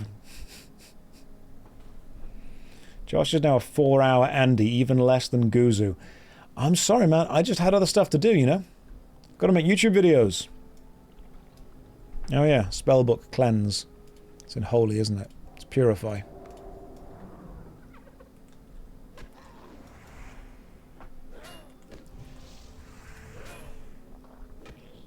Why is it so hard for the local government to fix the roads? Oh my god, I know, right? It's just like they aren't even efficient or anything. God, strong feelings. Strong, important, powerful feelings about local government and roads.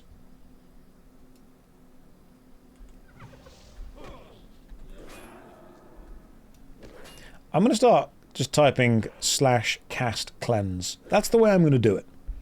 It's my new focus.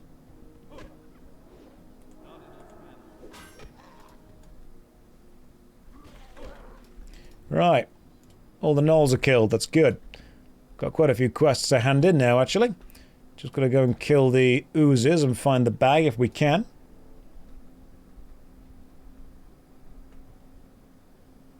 So, which of these oozes drop the bag? I thought it was just any black slime, but apparently it's like a really specific ooze.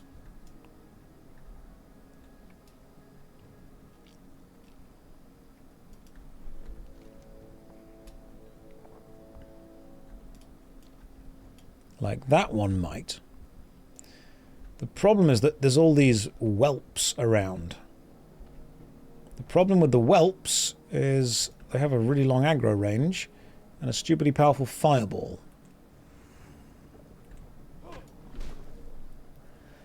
There's an area west of the North Road that should drop them. I mean, these things should. I'll just see what I can do.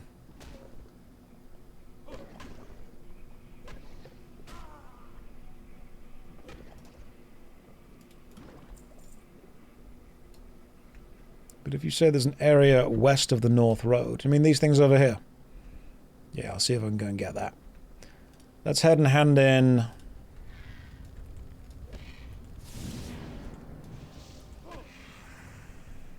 I should be able to level up by handing in a quest, actually. An area called the Tomb. I'll see if I can find it. Oh my god, fine, another whelp. There are many whelps, guys. I might not be able to handle it. That's fine, I bubbled and I'm going to run away. Bubble and run. That's the paladin meta. You're going to Japan? Oh, nice. How do you not get homesick? Your home will still be there. Embrace what there is there.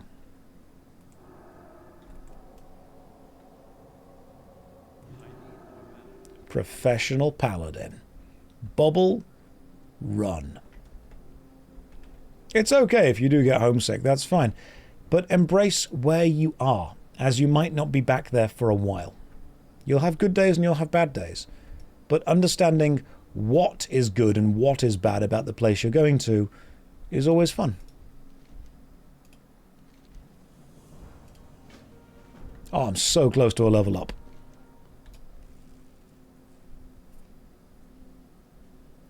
Okay. Might be some oozes this way. Hopefully no stupid dragon whelps. Also, Japan is amazing. Get a Suica card. S-U-I-C-A. They pretty much use them to pay for everything. Vending machines, shops, almost anything can use the Suica card. Travel around the trains and subway system are great. Get yourself a Suica card. Use that. Josh, you look older than 36, but in a good way. Thanks. I've got some grey in my beard coming out. Got some grey in the hair coming out soon as well.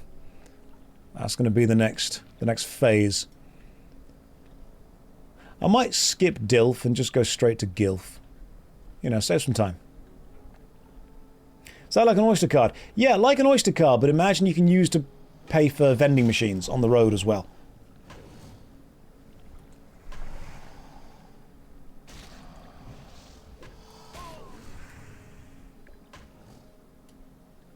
I don't think I'll lose my hair before it goes grey, because both my dad and granddad had grey hair for a hell of a long time. Right, so what is this thing here? This is crude flint from the Mosshide Fen Runner. Oh, I know what they are. Yeah, they're the things in the middle, aren't they? Oh, they've got loads of retro stuff. So in Japan, if you want retro stuff, everyone will tell you to go to Akihabara. But I think Akihabara has become extremely touristy and the prices are quite high. So instead it's useful to go to a place called Nakano Broadway. Now, Nakano Broadway is still very touristy, but you're going to get some slightly better prices. What you can do if you can leave Tokyo and go to kind of places outside of it is, because when I was there, a friend of mine, a guy called Bry, lived there, and he took me to a Pokemon shop that was like half an hour outside of the main bit of Tokyo, and it was just locals, and it was so much cheaper.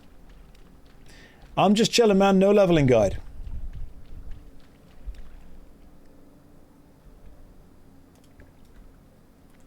No guide, we're just chilling, leveling casually.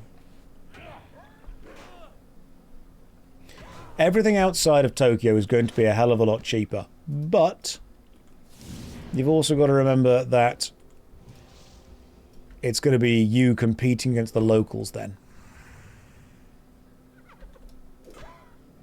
Okay, could you... Hey, tactical level up. There we go. Let me throw away... What don't I need? Probably don't need this egg. But I do need this crude flint. Not hitting EQL. I'm not sure what EQL is.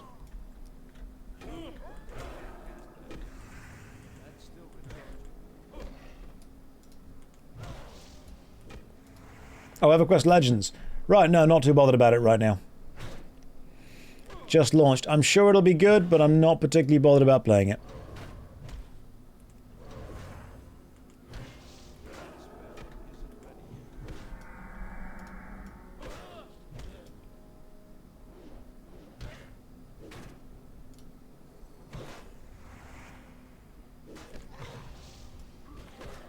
Now let's kill you. Hang on.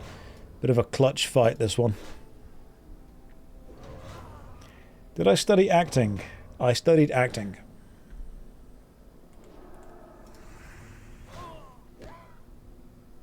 I managed to actually just about tank that.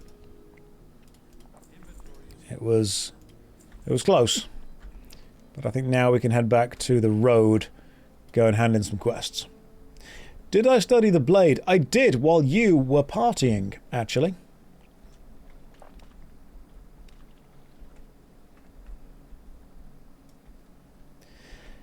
EverQuest Legends, I'm sure, will be good. It was not a game that I had a huge amount of nostalgia for. I've played EverQuest before, but I never really kind of vibed with it. Like, it's good. You've been loving EverQuest Legends, not surprised Josh has no interest. Why are you not surprised? What about my interest has given you the lack of surprise?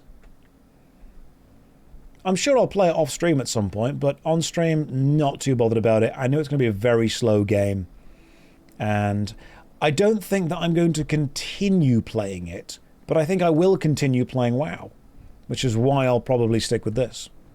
For a bit, anyway. Just not your style, mate. Is it too complicated? Are there too many words? Does it not hold my hand enough? It needs to hold my hand. Tell me how proud it is of me. If it doesn't do that, then yeah, obviously I can see why I wouldn't get it. Right, let's throw some clams away. And what am I killing from you guys? Ah, there we go. Moss-hide trapper. Let's get some flint from you.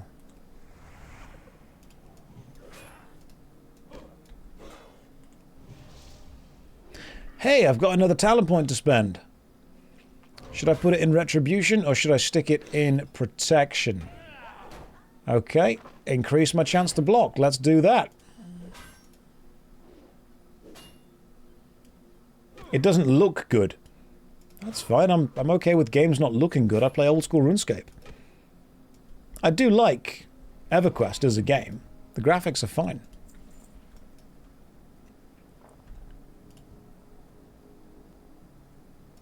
Yes, I am playing a wet paladin, therefore it has a retribution.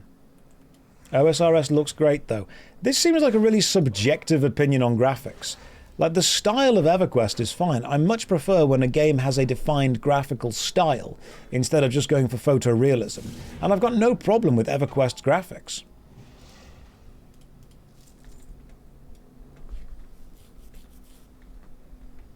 Yes, EverQuest Legends, it is the original EverQuest, except you can choose 3 classes and level them all on 1 character.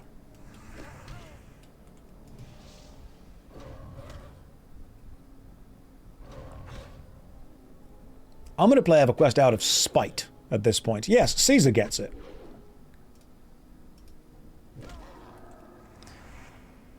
That sounds complex. It's a way of making it much more solo-friendly. So instead of just being an enchanter, you can be an enchanter and a warrior and a necromancer and wear equipment for all of them and level all the skills that all of them have.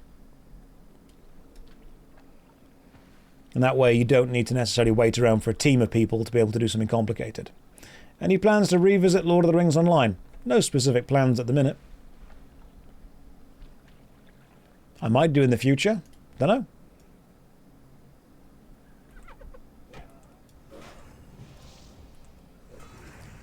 But right now, I don't specifically think, right, I've got to go and play. How's the stream going? You know what? We're nearly at the end. I have gained a level. I'm up to level 24. We started at 22, so we're doing decent. If I can gain a level a stream, I'll be happy. I know that when we get higher up, we won't be able to do that anymore. But I think a level, a stream is a good kind of a good speed.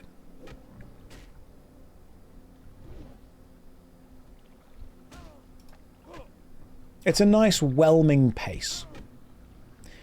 Hi, Mr. H. Any plans in particular in the near future? You've asked me that twice now, and I feel concerned about what you're planning. You think you'd try OnlyFans if it starts back up again? Probably, I don't know. Obviously, it would be remarkably useful for a streaming career to have that, but at the same time, I don't know if it's really my vibe, because a lot of that is about creating drama, and I'm kind of... I'll happily joke around with you guys in the chat, but I don't know if I want to be specifically creating drama. If it ends up being a couple of people who just aren't too bothered about the drama want to hang out, yeah, cool.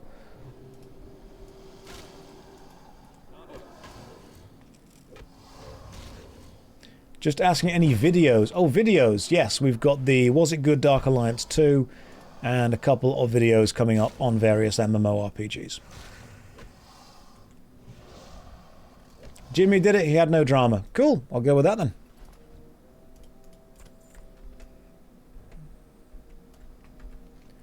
I'm not saying no, I'm just saying that I haven't specifically thought about doing it. The difference in time per level is insane between retail and classic. So in classic, a level is a big jump. It is a substantial increase in power, and you can kind of feel your character growing with each one. I think if you gain a level within like 2 to 3 hours, that's good.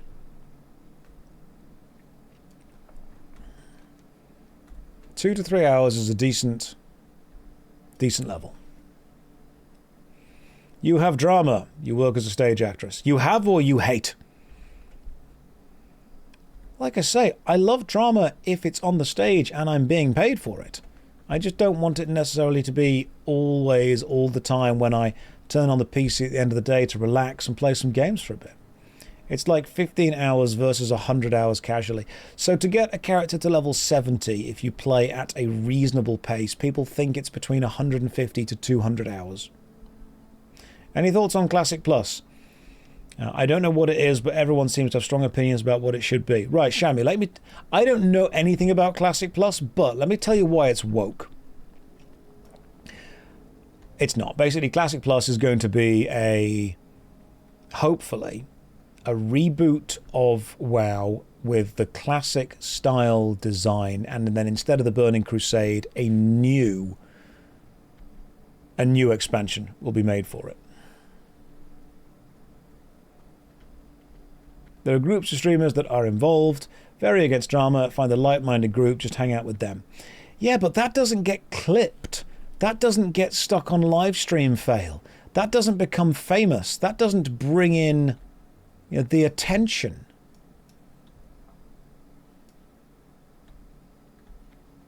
I can't just be like part of a guild and then not farming it.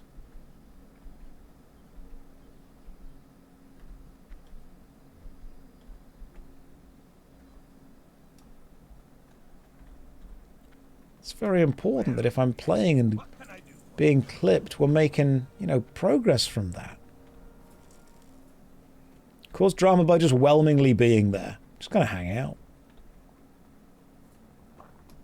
Peter, I have no idea how they are or aren't going to design it. Sorry. But sometimes people do unhinged stuff. And I'd rather just not get involved in that. I think I'm just too old now. Sorry. Just an old guy. Right, you want some war banners, do you? I'll go and get you those, my friend.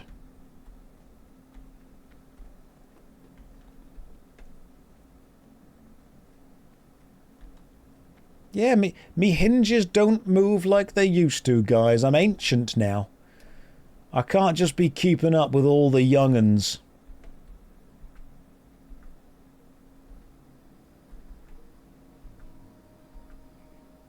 I'm just an ancient old man at this point. I know, you're a priest. Have the wisdom one instead. There you go. You're welcome, priest. Have the wisdom buff. Yeah, I mean, I could be one of the oldest men ever. Right, let's find an inn and log out for the day. As an ancient, you appreciate it. I think as you get older, your tolerance for drama just goes down and down and down. Yo, I didn't know you streamed and played the Burning Crusade. How dare you say that? How dare you not know? Just because of that, I'm going to log out right now. God. I was having such a good day until you said that. I'm kidding. I have actually finished. I stream for 4 hours every day, 6 till 10. Guys, it is 10 o'clock. I'm going to bed. I'll see you tomorrow, 6 o'clock. Take care. Good night. God bless.